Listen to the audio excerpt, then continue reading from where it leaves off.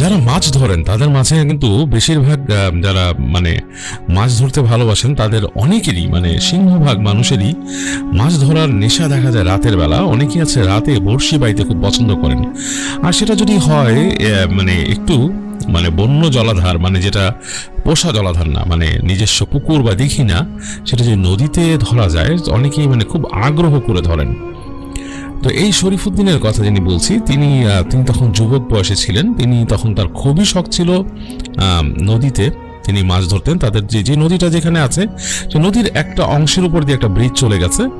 তো সে কখনো সেই ব্রিজে এবং কখনো সেই ব্রিজের পাশে কিছু জায়গায় নদী শাসন করার জন্য ব্লক ফেলে রাখা হয়েছে, সেখানে দাঁড়িয়ে তিনি মাছ ধরতেন। তো যেটা হতো, তার সাথে তার যে মানে খুব ঘনিষ্ঠ বন্ধু, তারা বেশিরভাগ সময় আসতেন না মাছ ধরার কাজে। তারা হয়তো দেখা যেত অনেক সময় খুব সকালে মাছ ধরতে গেলে সে বন্ধুরা কেউ থাকতো, অথবা যদি দুপুরের পরে যেত কখনো বন্ধুরা থাকতো। বাট রাতে তিনি যখন মাছ শিকার করতে যেতেন, তখন বেশিরভাগ সময় যে বন্ধুদের সাথে সবসময় আড্ডা মারেন তাদেরকে পাওয়া যেত না। তো যেটা হতো, তার মতো শখের শিকারী যারা আছেন, তারা মাছ শিকার করতেন, সেরকম কাউকে তিনি পেয়ে যেতেন কোনো সময়। তো এমনই একজন খুব কমন ফেস না, তিনি বলেছেন এটা আনকমন ফেস, যার সাথে খুব সবসময় তার মাছ ধরতে যাওয়া হতো না, এরকমই একজন ছিলেন তার সাথে। তাকে তিনি প্রায় এরকম দেখতেন যে তাদের সাথে বিভিন্ন মাছ মারার মানে উৎসব হলে যখন তারা অনেকে মিলে মাছ মারতে যান, তখন সেই আনকমন ফেসটাকে তিনি দেখতেন। তো তিনি আসলে তার সাথে খুব বেশি ঘনিষ্ঠতা ছিল না, তিনি তাকে কফিল নামে চিনতেন। তো সেই কফিলকে হঠাৎ দেখা যেত, এবং নামটা নিয়েও তিনি বেশ কনফিউজ। তিনি বলেছেন যে যেহেতু আনকমন ফেস, মানে অনেকের মাঝেই দেখা যেত, তো সেই কফিলকে তিনি মাঝে মাঝে পেয়েছেন মাছ ধরার সেই আসরে, বা অনেক সময় এমনও দেখা গেছে যে তিনি মাছ ধরতে গিয়েছেন এবং রাতের বেলা তিনি গিয়ে দেখেছেন যে সেখানে কফিল সাথে একজনকে নিয়ে এসছে, এরকম একটা ব্যাপার। তো যাই হোক, তো তাদের মাঝে হালকা পাতলা একটা টাই গড়ে ওঠে। তিনি মাঝে মাঝেই যোগাযোগ করতেন, তাদের সাথে দেখা হতো। তারা সেই একটা তাদের এখানে একটা বাজার ছিল, সেখানে ক্যারাম বোর্ড খেলা হতো। তো সেই ক্যারাম বোর্ডের আসরেও মাঝে মাঝে সেই কফিলের সাথে তার দেখা হতো, এবং তিনি তার সাথে কথা বলতেন যে কি ভাই মাছ ধরবেন নাকি। তো এরকম একদিন সেই দিন শরীফুদ্দিনের খুব শখ হয়েছে যে তিনি মাছ ধরতে যাবেন। তো দিনটা এমন ছিল, বেশ মেঘলা মেঘলা ছিল, মেঘ ডাকছে, এবং বেশ মানে দিনটা কেমন গুমোট হয়ে আছে। তো শরীফুদ্দিন ভাবলেন যে আমি মাছ ধরতে যাই। তো সেই তার ইচ্ছেটা ছিল আসলে সন্ধ্যের পরেই চলে যাওয়া, কিন্তু দেখা যাচ্ছে বিভিন্ন কাজে, বাসার বিভিন্ন কাজে, বিভিন্ন কিছু তিনি ব্যস্ত হয়ে দিয়ে উনি সন্ধ্যার পর বেরোতে পারলেন না। তো তার মোটামুটি রাত হয়ে গেল, তখন বেজে গেছে রাত 9টা-10টা। তো তিনি তার সেই জিনিসপত্র নিয়ে, তার একটা সাইকেল ছিল, তো সেই সাইকেলের মাঝে, সেই সাইকেলের ঠিক মাঝখানে, সেই ফিনেক্স সাইকেলের মাঝখানে তিনি তার সেই বালতি বেঁধে এবং তার ছিপ আর ইত্যাদি নিয়ে তিনি সেগুলোকে বেঁধে ফেলে তিনি রওনা দিলেন সাইকেলে করে। তো যাচ্ছেন, তিনি হয়তো ভেবেছেন, তিনি চিন্তা করছিলেন যে আমি হয়তো দু একজনকে পেয়ে যাব সেখানে গিয়ে। সঠিক মাথায় কাউকে ছিল না যে এক্স্যাক্টলি কাকে পাবেন। তো এরকম চিন্তা করতে করতে তিনি চলছেন। তো বেশ অনেক দূর প্যাডেল মেরে তাদের যে বাসা থেকে অনেক দূর যেতে হয়, যে তিনি চলে আসলেন সেই তাদের সেই ছোট ব্রিজটার উপরে। তো যখন সেখানে উঠেছেন, দেখলেন যে অন্যান্য দিন হয়তো কখনো আসলে দেখেছেন দু একজন মানুষ হয়তো দাঁড়িয়ে আছে বড়শি ফেলে ইত্যাদি ইত্যাদি, তো কেউ নাই। তিনি সেদিন যখন পৌঁছেছেন, কেউ নাই। একটু আগে এক পশলা বৃষ্টি হয়ে গেছে, পুরো ব্রিজ বা যেটাকে কালভার্ট যেটাই বলেন না কেন, পুরো জায়গাটা পানিতে ভেজা, এবং সেখানে কোনো কিন্তু স্ট্রিট ল্যাম্প নাই। তো যেটা হচ্ছে যে অন্ধকার হয়ে গেছে। তিনি বুঝতে পারছেন যে ভেজা জায়গাটা, এবং আকাশের যতটুকু আলো আছে ততটুকু দেখতে পাচ্ছেন। আকাশে চাঁদও নেই, কারণ মানে মেঘে ঢাকা পড়ে আছে পুরোটা। মেঘের অপর প্রান্তে আলো আছে, মানে মেঘটাকে মনে হচ্ছে গ্লোয়িং মেঘ, কারণ বেশ ঘোলা ঘোলা লাগছে মেঘটা, এবং সেখান থেকেই যতটুকু আলো দেখতে পাওয়া যাচ্ছে। তো তার সাথে কিন্তু ফ্ল্যাশ লাইটও আছে, মানে টর্চও আছে। শরীফুদ্দিন সেই টর্চ বের করে মারলেন, দেখলেন যে যেই জায়গাটা তিনি দাঁড়াবেন চিন্তা করছেন আছে, এবং আকাশে বৃষ্টি নেই, জায়গাটা হালকা ভেজা। তিনি সাইকেলটাকে নিয়ে সেই ব্রিজের রেলিংয়ে ঠেস দিয়ে রেখে নেমে আসলেন। নেমে এসে তার জোগাড় যন্ত্র যা যা আছে বের করছেন। তিনি একটা স্পট চিন্তা করে রেখেছেন যেখান থেকে তিনি বড়শিটা ফেলবেন। চিন্তা ভাবনা করছেন কি করবেন।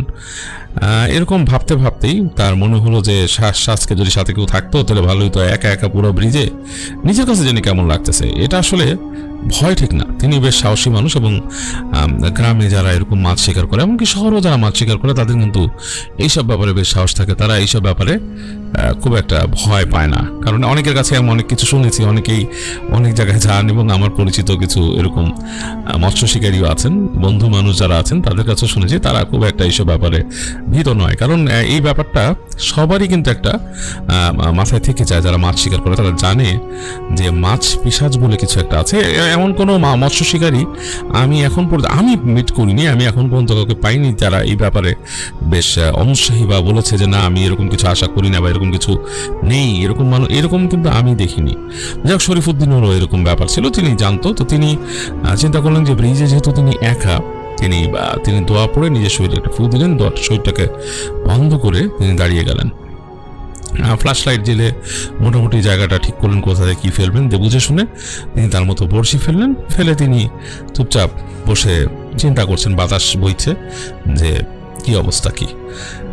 তো কতক্ষণ এক মনে ছিলেন তিনি বলতে পারবেন না, তিনি কিন্তু আরেক দিকে মানে তাকিয়ে চিন্তা করছিলেন, অনেক বিভিন্ন রকমের চিন্তায় ডুবে গিয়েছিলেন। তো মোটামুটি তার বর্ষিও পড়েছে এবং তিনি বুঝতে পারছেন যে যদি ফতনায় টান পড়ে তিনি কাজ শুরু করে দেবেন। তো এরকম ভাবছেন আর মাথায় চিন্তা করছেন যে এই ব্রিজের পাশ থেকে নেমে এই জায়গাটা নদীর পাড়ে আছে, কিছু জায়গায় ব্লক ফেলে রাখা হয়েছে, ওই জায়গাটা নদী শাসনের জন্য করা হয়েছে, ওইখানেও নাকি অনেকে দাঁড়িয়ে দাঁড়িয়ে মোটামুটি মাছ পায় বড়শি ফেলে। তিনি চিন্তা করছেন যে জায়গায় যেতে হবে, আজকে তো বৃষ্টির দিন, আজকে হয়তো সম্ভব হবে না, তবে অন্য দিন যেতে হবে ওই জায়গায়। আর ভাবছেন যে একটু যদি এই বর্ষাটা না হতো, আজকে যদি মেঘ টেক না থাকতো, তাহলে কিন্তু হয়তো আরো ভালো হতো, চাঁদের আলোয় মাছ ধরতে অসাধারণ লাগে।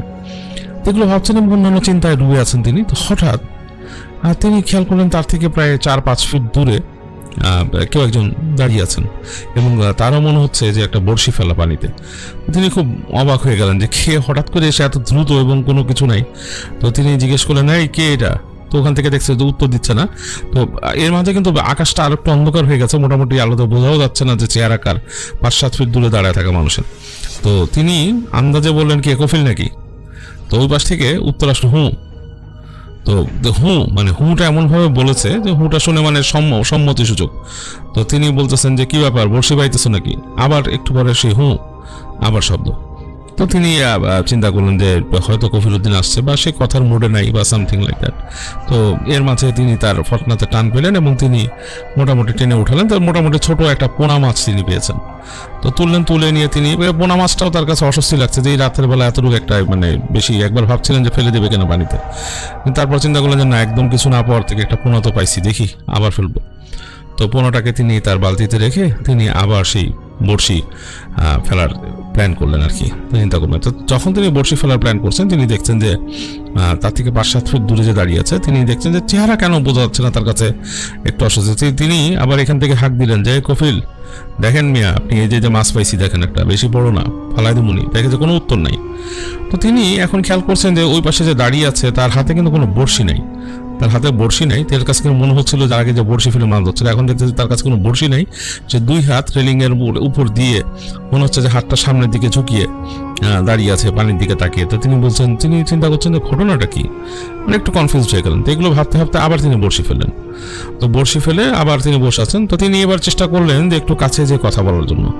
তো কয়েকবার সামনে গেলেন, বলে কফিল মিয়া কি অবস্থা? তারপর আর কি বলেন, কি অবস্থা? দেখলেন যে তিনি যখন এগিয়ে যাচ্ছেন, সেই মানে যেই মানুষটা দাঁড়ায় আছে তার থেকে সে আরো ওদিকে সরে যাচ্ছে, সামনের দিকে সরে যাচ্ছে।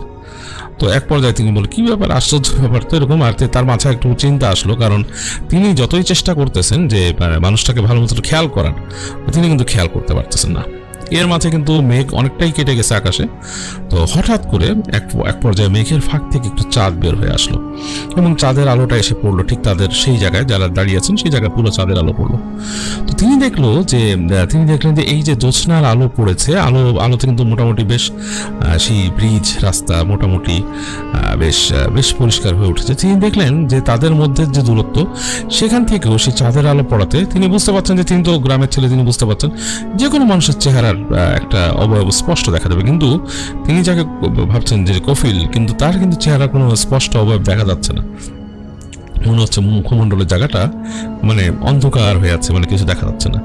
তো তিনি আরেকটু সামনে চলে গেলেন, আরেক হাত সামনে দেখলেন তিনি দ্রুত সামনে গেলেন কথা বলতে, দেখলেন যে তিনি কিন্তু এখন পর্যন্ত ভাবেননি এটা মানে অশরীরী কোনো কিছুর কথা ভাবেননি।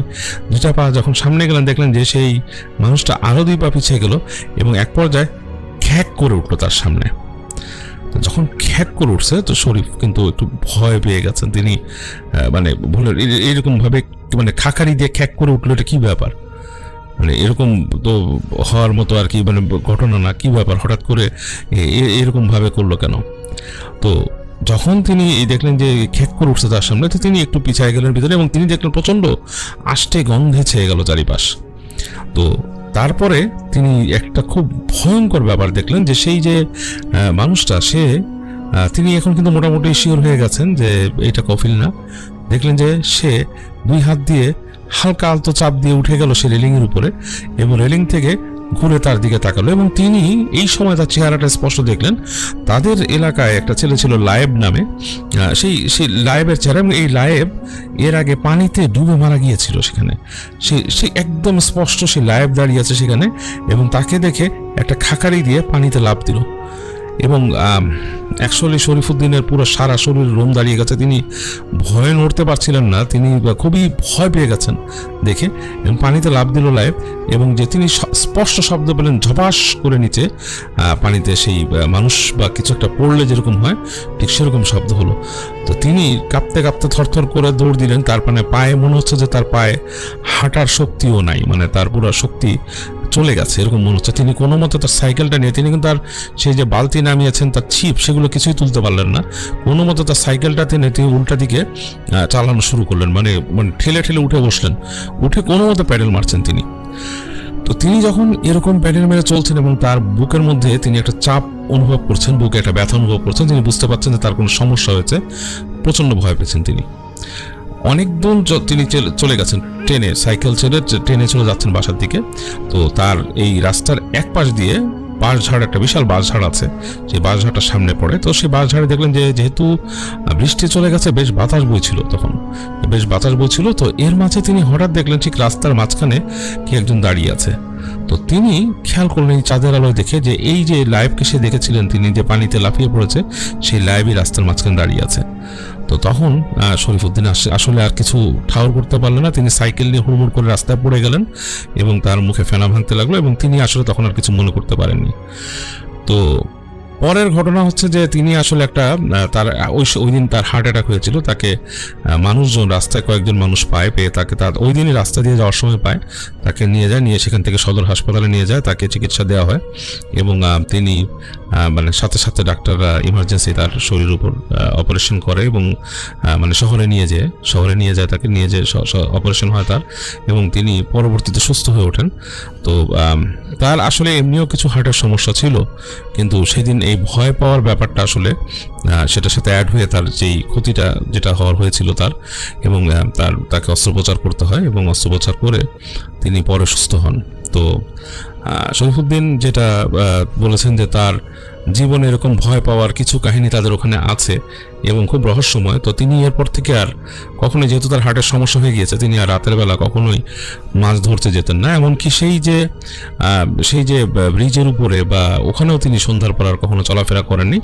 তো এই যে লাইভ যে যাকে দেখেছেন সেটা শুধু তিনি না, তাদের ওখানে অনেকেই বলে তাকে দেখতেন হঠাৎ এরকম দেখা যেত, ভয় পেত মানুষ, কারণ সে নাকি পানিতে ওখানে পড়ে মারা গিয়েছিল।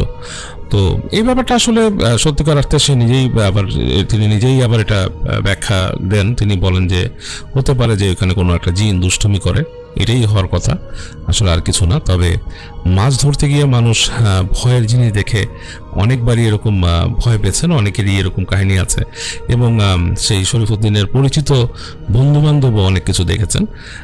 ব্যাপারটা আসলেই প্রচণ্ড ভয়ের। যাই হোক, এই ছিল শরীফুদ্দিনের কাহিনী, এটা আপনাদের সাথে শেয়ার করলাম, আশা করি আপনাদের ভালো লেগেছে।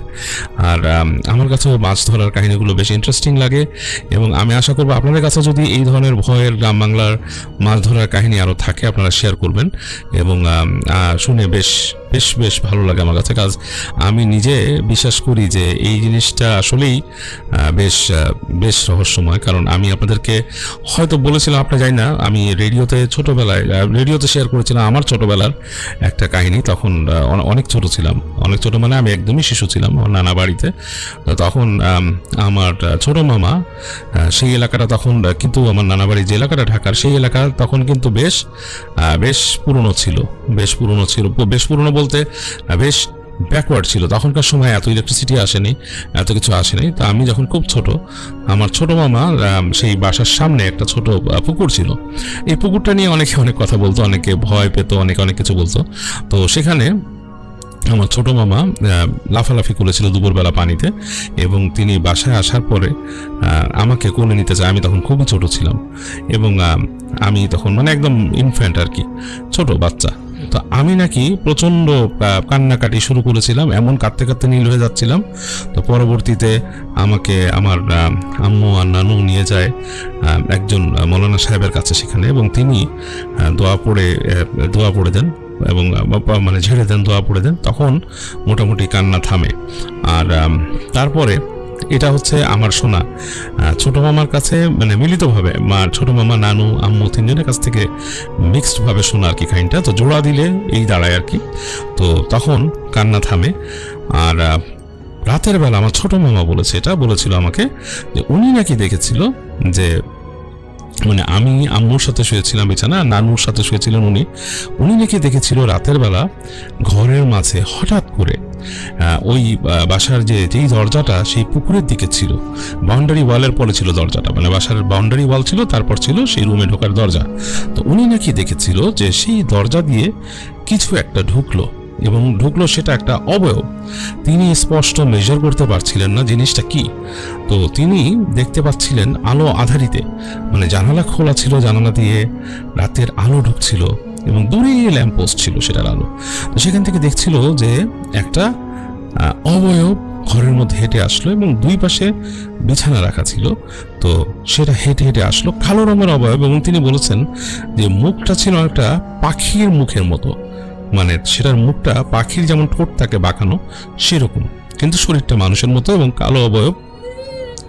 হাতের নখগুলো অনেক বড় বড়, মানে হাতের আঙুলগুলো অনেক বড় বড়, চোকা চোকা। সেটা নাকি আস্তে আস্তে হেঁটে হেঁটে সেই আমাদের দুই বিছানার মাঝখানে এসেছিল, এবং আস্তে আস্তে আমাকে নিয়ে আমার আম্মু যেখানে শুয়েছিল সেই বিছানার কাছে গিয়েছে, কিন্তু সেখানে যে দাঁড়িয়েছিল আর কিছু করতে পারেনি। তো আমি নাকি প্রচণ্ড কেঁদে উঠি তখন নাকি আমার আম্মু উঠে যায়, উঠে দোয়া পড়ে, এবং তখন ওইটাকে আর দেখে না তিনি। তো এরপরে আমাকে এরকম বিভিন্নভাবে দোয়া পড়ে দেওয়া হয় তখন। আর পরবর্তীতে এরকম হুজুর দিয়ে, একজন বড় মৌলানা সাহেব ছিলেন, একজন বড় হুজুর ছিলেন, তাকে দিয়ে দোয়া পড়ে দেওয়া হয়, এবং আস্তে তারপর নাকি আর ওইটা আসেনি।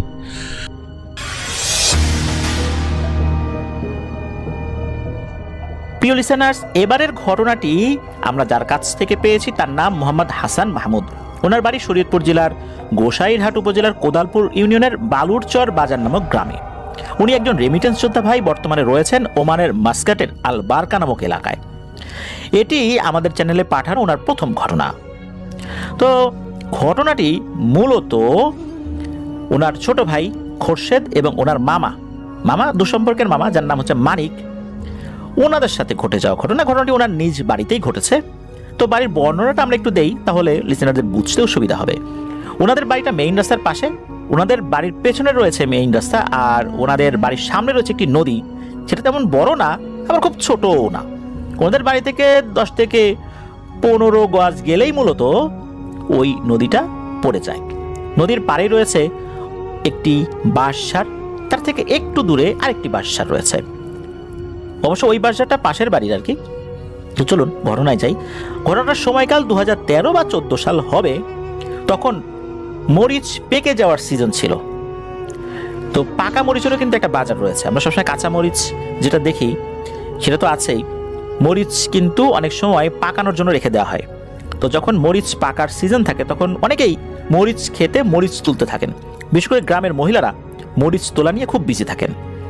ওই সময় তো অনেক মরিচ হয়ে থাকে, বিশেষ করে ওনাদের ওই এলাকায় প্রচুর মরিচ হয়।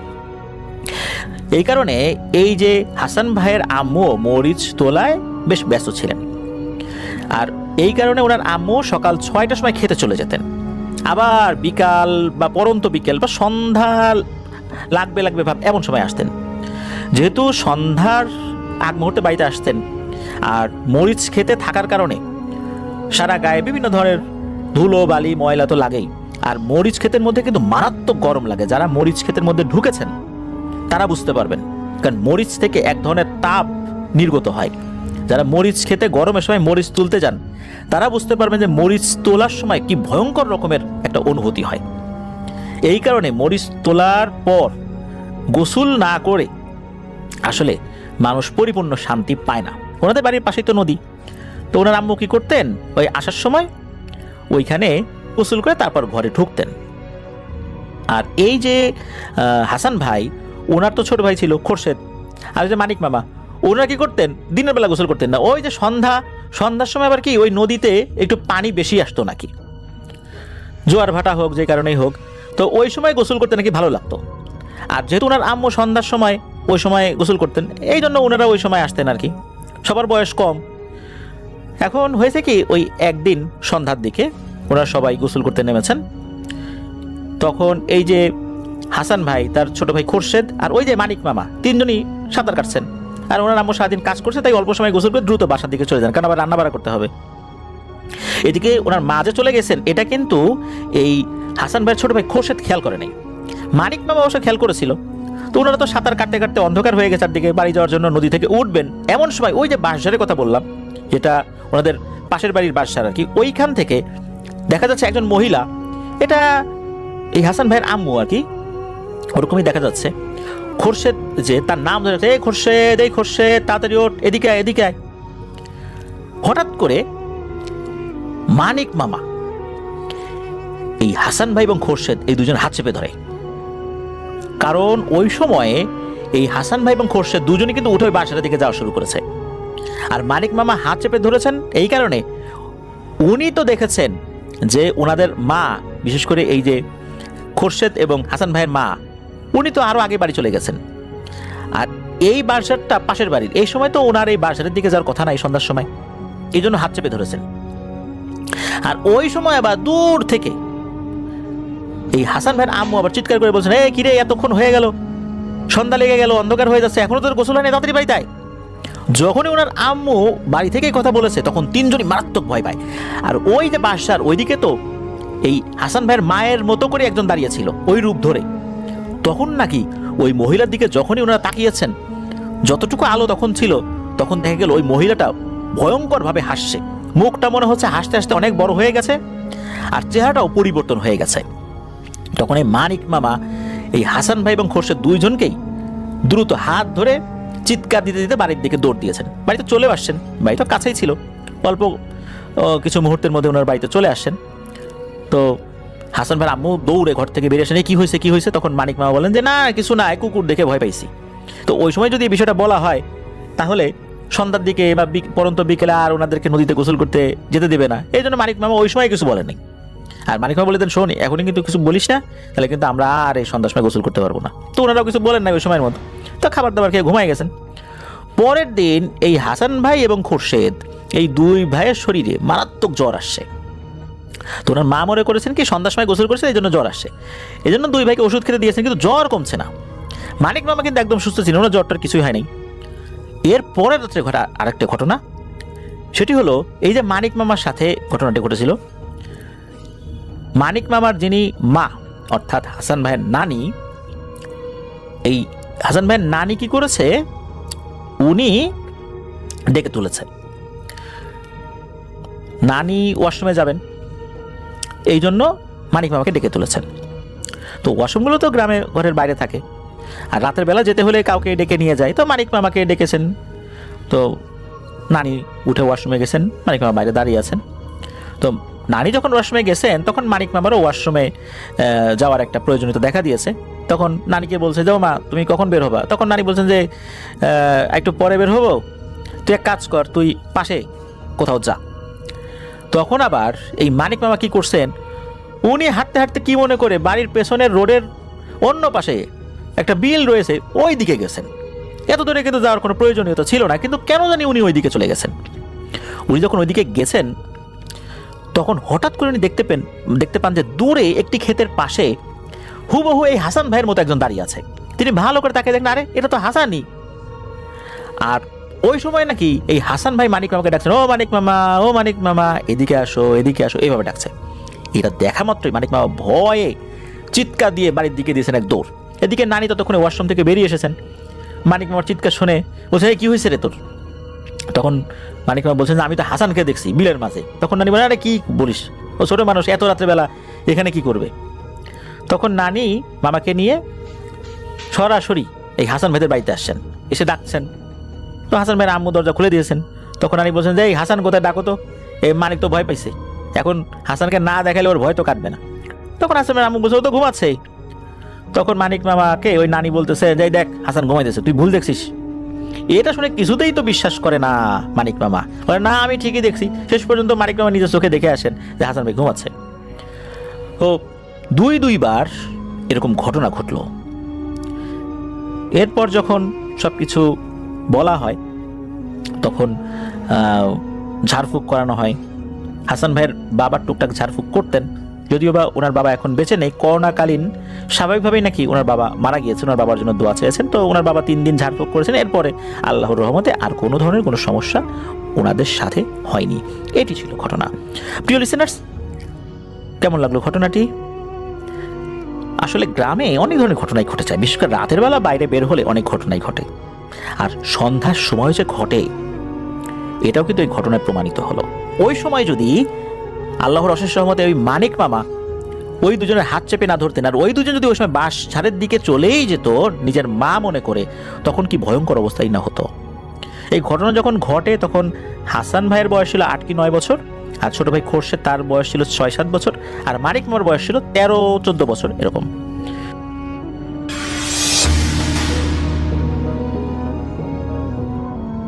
কাহিনীটি আমাদের সাথে শেয়ার করেছেন Jafar Abbas, Mississippi, United States থেকে। এবং এটি তার বন্ধু কার্লোসের পূর্বপুরুষের সাথে ঘটে যাওয়া একটি কাহিনী 1800 শতাব্দীর মাঝামাঝি দিকের। এবং সেই সময় তখন সেই জায়গাগুলো খুবই ব্যাকওয়ার্ড একটা এক্সিস্টেন্সে ছিল। তখন সেই মিসিসিপিয়ান অ্যালাবামা স্টেটটা, যেখানকার ঘটনাটা আর কি আমি বলবো এখন, তখন এটা খুব সদ্য যুক্তরাষ্ট্রের অংশ হয়েছিল খুব সেই সময়, সাম্প্রতিক সময়। আর কার্লোসের যিনি পূর্বপুরুষ ছিলেন তিনি স্পেন থেকে এসেছিলেন সেখানকার কিছু ধর্মপ্রচারকের সাথে, এবং তিনি সহযোগী হিসেবে এসেছিলেন। তিনি সরাসরি একজন ধর্মপ্রচারক ছিলেন না, কিন্তু তাদের সহযোগী হিসেবে যোগ দিয়েছিলেন। তিনি নতুন ধর্মপ্রচারণার কাজে নিয়োজিত হয়েছিলেন। তো তখনকার সময় তিনি মুভ করে আসেন এখানে এবং তিনি কাজ করেন। এবং তখন তাদের মূল কাজ ছিল সেখানকার যারা নেটিভ আমেরিকান ছিলেন, মানে যাদেরকে রেড ইন্ডিয়ান বলা হতো, তাদের মাঝে খ্রিশ্চান ধর্ম প্রচার করার কাজটাতে তারা নিয়োজিত ছিলেন। তো সেই সময় যেটা হতো, তখনকার সময় ওই এলাকায় সেই মিসিসিপি বা অ্যালাবামার ওখানে তাদের নদী পথে ট্রাভেল করার ব্যাপারটা ঘটতো। নদীতে তারা ট্রাভেল করে যেতেন এক জায়গা থেকে আরেক জায়গায়, অথবা তাদের যেটা করতে হতো, তারা জঙ্গলের মাঝের রাস্তাগুলো তারা চুজ করতেন, সেখান থেকে ঘোড়ায় করে চলাফেরা করতেন। এবং এই পথগুলো বেশ দুর্গম ছিল, কারণ অনেক সময় নেটিভরা পছন্দ করতো না ব্যাপারটা, কারণ তাদের যে থাকার স্থান সেগুলো তখন দখল হয়ে যাচ্ছে এবং তারা বুঝতে পারছে যে তারা সেখানকার আধিপত্য হারিয়ে ফেলছে। এবং তখন আপনারা জানেন সেখানকার তখনকার ইতিহাস জানলে যেরকম দেখা যায়, তো সেই ক্ষেত্রে তারা অনেক সময় আগত মানুষকে আক্রমণ করে বসতো এবং একটা ব্যাপক মানে কি বলবো, মারামারি এবং হট্টগোল, যুদ্ধ এগুলো তৈরি হয়ে যেত এখানে। এবং সেখানে অনেকে আবার আছেন যারা শ্বেতাঙ্গ ছিলেন, তারা অনেকে বিভিন্ন সময় বিভিন্ন সমস্যার সৃষ্টি করতেন সেখানে গিয়ে। যাই হোক, ইতিহাস অনেক কিছুই বলে। তো আমরা চলে যাব সেই কাহিনীতে। তো সেই কার্লোসের যিনি পূর্বপুরুষ, তিনি ছিলেন ধর্মপ্রচারকদের সহযোগী এবং তিনি মিসিসিপিতে ছিলেন সেই সময়। এবং তিনি যাচ্ছিলেন অ্যালাবামাতে, এবং সেখানে তাদের সেখানে একটা ধর্মযাজকদের তখন সেখানে একটা আলোচনা সভা হবে সেখানে, যেহেতু সদ্য স্বাধীন হওয়া যুক্তরাষ্ট্রের সাথে যুক্ত হওয়া একটা অংশ সেটা হয়েছে তখন। এবং সেখানে একটা মিটিং হবে এবং সেখানে তিনি যাচ্ছিলেন মিসিসিপি থেকে। এবং তাদের যাত্রাপথটা ছিল আসলে একটা নদীর পাড় দিয়ে বন চলে গেছে এবং সেই বনের মাঝখান দিয়ে সেই রাস্তা দিয়ে তাদের যেতে হচ্ছিল। এবং তিনি তার সাথে আরো 3 জন মানুষের সাথে তিনি ঘোড়ায় রওনা দিয়েছিলেন এবং তারা সবাই মোটামুটি শিক্ষানবিশ। তারা কেউই কিন্তু অ্যাকচুয়ালি যে পুরোপুরি যে তারা ধর্মযাজক তা না। তাদের 3 জন এবং 3 জনের মাঝে তিনি স্পেন থেকে এসেছিলেন এবং বাকি 2 জন ইউরোপের অন্য জায়গার মানুষ এবং তাদের সাথে তার আন্ডারস্ট্যান্ডিংটা খুব ভালো ছিল না। তো যাই হোক, এবং বিভিন্ন সময় দেখা যাচ্ছিল যে তাদের ভেতরে কথায় কথায় কিছু খুঁটিনাটি মতের অমিল দেখা দিচ্ছিল এবং তিনি খুব বিরক্ত ছিলেন। কার্লোসের যিনি পূর্বপুরুষ তিনি খুব বিরক্ত ছিলেন তাদের প্রতি, কারণ তারা তার সাথে আসলে ভাষাগত দিকে খুব একটা অ্যাডজাস্ট হচ্ছিল না। কারণ তিনি স্প্যানিশ ভাষায় কথা বলতেন, ইংরেজি খুব ভালো জানতেন না, তিনি টুকটাক ইংরেজি বলতেন এবং মোটামুটি কাজ চালিয়ে নেওয়ার মতো। তো যাই হোক, বিভিন্ন বিষয়ে তাদের মধ্যে মতনৈক্য দেখা দিচ্ছিল। তো যাই হোক, এরকম একদিন তারা রওনা দিয়েছেন, সারা দিন ট্রাভেল করেছেন, করতে করতে একসময় বিকাল হয়ে গেছে এবং যে জায়গা দিয়ে তখন যাচ্ছেন সেই জায়গাটা পুরোপুরি একটা বন বলা চলে, কারণ বড় বড় গাছ আছে এবং সেই গাছগুলোর পত্রপল্লব পাতা এত দূর পর্যন্ত ছড়িয়ে গেছে, অনেক দূর দূর পর্যন্ত, বিশাল ছাকড়া গাছ, যেটা বলা যায় কাণ্ড থেকে উপরে উঠে ডালপালা দূর পর্যন্ত মিলিয়েছে, ছায়ার সৃষ্টি করেছে এবং এর মাঝ দিয়ে পথ। তো এরকম একটা জায়গায় আসার পর তিনি তার সহযোগীদেরকে বললেন যে তোমরা একটু থামো, আমি একটু আসছি, আমার কাজ আছে। তো তারা বললো যে তুমি কি কাজ করলে? আমি প্রকৃতিটাকে সাড়া দেবো। তিনি তাদেরকে বললেন, এবং এই সময় অলরেডি তখন বেলা প্রায় গড়িয়ে গেছে, দুপুর পার হয়ে গেছে, এরকম একটা সময়। তো তারা খুব বিরক্তি প্রকাশ করলো 2 জন। তারা এক সময় বললো যে ওকে যাও তুমি, আমরা আছি এখানে। তো তিনি আস্তে করে চলে গেলেন, তিনি তার মতো একটা জায়গায় খুঁজে চলে গেলেন একপাশে। বেশ খানিকক্ষণ পর তিনি যখন ফিরে এলেন, ততক্ষণে প্রায় হয়ে গেছে প্রায় 15-20 মিনিট পর তিনি যখন ফিরে এলেন, তিনি এসে দেখলেন কেউ নেই, জায়গাটা শুনশান। এবং তিনি দূর দূর থেকে শুনতে পাচ্ছেন, দূর দূরান্ত থেকে হালকা হালকা পাখির ডাক আসছে এবং বনের যে একটা নিস্তব্ধ শব্দ সেখানে। তিনি একটু অবাক হয়ে গেলেন যে তার সাথীরা তাকে রেখে চলে গেছে। তার কাছে খুব অবাক লাগলো। তিনি একবার ভাবলেন জোরে চিৎকার করে ডাক দেন। তারপর তিনি বিভিন্ন বিপদের কথা চিন্তা করলেন যে এই শব্দে কোনো সমস্যা হতে পারে। তো ভালো কান ছিল তার, তিনি কান খাড়া করে শোনার চেষ্টা করলেন দূর থেকে ঘোড়ার খুরের শব্দ পান কিনা, দৌড়ে যাওয়ার বা হেঁটে যাওয়ার কোনো খসখস, তিনি সেরকম কোনো শব্দ পাচ্ছেন না। তো তার কাছে বেশ বেশ অস্বস্তি লাগে এবং তিনি বেশ কি বলবো ভয় পেয়ে যান যে এখন তিনি কি করবেন। তো তার কাছে কিন্তু যে জায়গায় তারা যাচ্ছেন সেটার একটা ম্যাপ ছিল তার কাছে। তো তিনি তার শার্টের ভেতর থেকে সেই ম্যাপটা বের করে দেখেন, মোটামুটি তিনি আন্দাজ করেন যে এই জায়গাটায় তিনি হয়তো অবস্থান করছেন। তার কাছে পেন্সিল ছিল, সেই পেন্সিল দিয়ে তিনি মোটামুটি একটা মার্ক করেন সেই জায়গায়। তো করে তিনি তাকিয়ে দেখেন যে তার ঘোড়াটা এখনো বাঁধা আছে, তার নিজের ঘোড়াটা। তো তিনি ঘোড়াটাকে ঘাড়ে হাত বুলিয়ে দিয়ে ঘোড়ার পিছে উঠে বসেন এবং তিনি মোটামুটি চলা শুরু করেন। তো চলছেন হেঁটে চলছেন, সব পথ একরকম। তিনি কিন্তু গুলিয়ে ফেলছেন, কারণ তার সাথের যে 2 বন্ধু ছিল বা সহচর ছিল, বন্ধু বলাই যাবে না কারণ তাকে ছেড়ে যেহেতু চলে গেছে, তারা আসলে বন্ধু বলা যাবে না আসলে। সেই সময়টা নাকি এমন ছিল যখন সেই সময় মানুষ খুব রুড ছিল, মানুষ কেউ কারো প্রতি খুব একটা ভালো ফিল করতো না। তারা যতই অনেকেই আছে যে ধর্মযাজকের কাজ করতে যেত, ধর্মের রাস্তায় চলে যেত, কিন্তু তখনও তাদের ভেতরে একটা জাতিগতভাবে ভেদ থেকে যেত বা ইত্যাদি ইত্যাদি অনেক রকম ব্যাপার স্যাপার তাদের ভেতরে থাকতো। তো এই জিনিসগুলোর কারণে এবং তাদের জাতিগত ভেদ থাকার কারণ হচ্ছে যে যারা ইংরেজ তারা স্প্যানিশদের দেখতে পারতো না, আবার যারা স্প্যানিশ ছিল তারা ফ্রেঞ্চদের পছন্দ করতো না। নিজেদের ভেতরে জাতিগত ভেদ তারা থেকে যেত, কোনো একটা ভাবে তারা একত্রিত হতে পারতো না, এমনকি ধর্মীয় দৃষ্টিকোণ থেকে একত্রিত হতে পারতো না। তো কিছু কিছু তাদের ভেতরে সমস্যা হতো। আর নিজেদের ভেতরে মানুষ তখন অনেকটাই রুট ছিল, মানুষ খুব রুক্ষভাবে আচরণ করতো, যদিও সেরকম দিন আবার চলে এসছে। তো যাই হোক, তো এরকম একটা সমস্যা তখন তৈরি হয়েছিল আর কি। তার ভেতরও সেই জিনিসটা কাজ করছে। তিনি চিন্তা করছেন যে তারা যে চলে গেল, এখন আমি কিভাবে খুঁজে পাই। তারা আরো দক্ষ ছিল পথ চেনাতে, তার থেকে খুব সহজেই তারা হয়তো পথটা ট্র্যাক করতে, কিন্তু তার জন্য কষ্ট হয়ে যাচ্ছে। এবং তারা বাকি যে 2 জন তারা নাকি এই আশেপাশের পথ দিয়ে আগেও যাওয়া আসা করেছে, যেটা তিনি কিন্তু কখনো করেননি, তার জন্য প্রথমবার। তো তিনি বেশ অস্বস্তিতে পড়ে গেলেন। তার জিনিসপত্রের মধ্যে তার কিছু রসদপত্র আছে তার ঘোড়াতে এবং তার সাথে একটা রাইফেল আছে, তখনকার সময়কার মানে খুব আধুনিক রাইফেল, তখনকার আধুনিক রাইফেল তার সাথে আছে। এটা আসলে তিনি ব্যবহারের জন্য হচ্ছে তার নিরাপত্তার জন্য সেটা রেখেছিলেন এবং তিনি সেটা নিয়ে তিনি মানে বেশ সন্তুষ্ট যে এটা দিয়ে কোনো বিপদের মোকাবেলা তিনি করতে পারবেন। তো এর মাঝে দেখা গেল যে খুব দ্রুতই আলো কমে যাওয়া শুরু করলো, কারণ বনের মাঝে এমনি বড় বড় ঝাঁকড়া গাছ, পাতার ফাঁক দিয়ে আলো ঢুকছে না এবং সূর্য আস্তে আস্তে হারিয়ে যাচ্ছে এবং তিনি বনের শব্দটাও টের পাচ্ছেন যে বনের যে সাধারণ শব্দ সেটা কিন্তু পরিবর্তিত হয়ে গেছে, একটু ডিফারেন্ট টাইপস অফ শব্দটা এরকম, মানে অনেক সময় দেখা যাচ্ছে যে মানে মানুষ যখন গুটিয়ে নেয়, কোনো বাজার গুটিয়ে যায়, দেখবেন যে শব্দটা চেঞ্জ হয়ে যায়।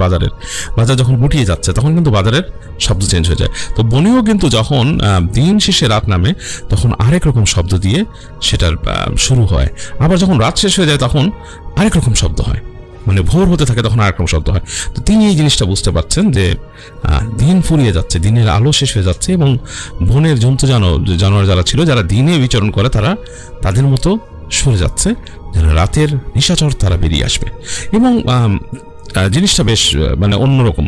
তো তিনি বেশ ভয় পেয়ে যান একা একা এখানে তিনি চিন্তা করলেন যে না, আমাকে আসলে একটা অন্য কোথাও মানে স্থান নিতে হবে। তিনি চিন্তা করলেন না, আমি এরকম রাতের মধ্যে পথ চলতে পারবো না, কারণ একটু পর অন্ধকার নেমে আসবে।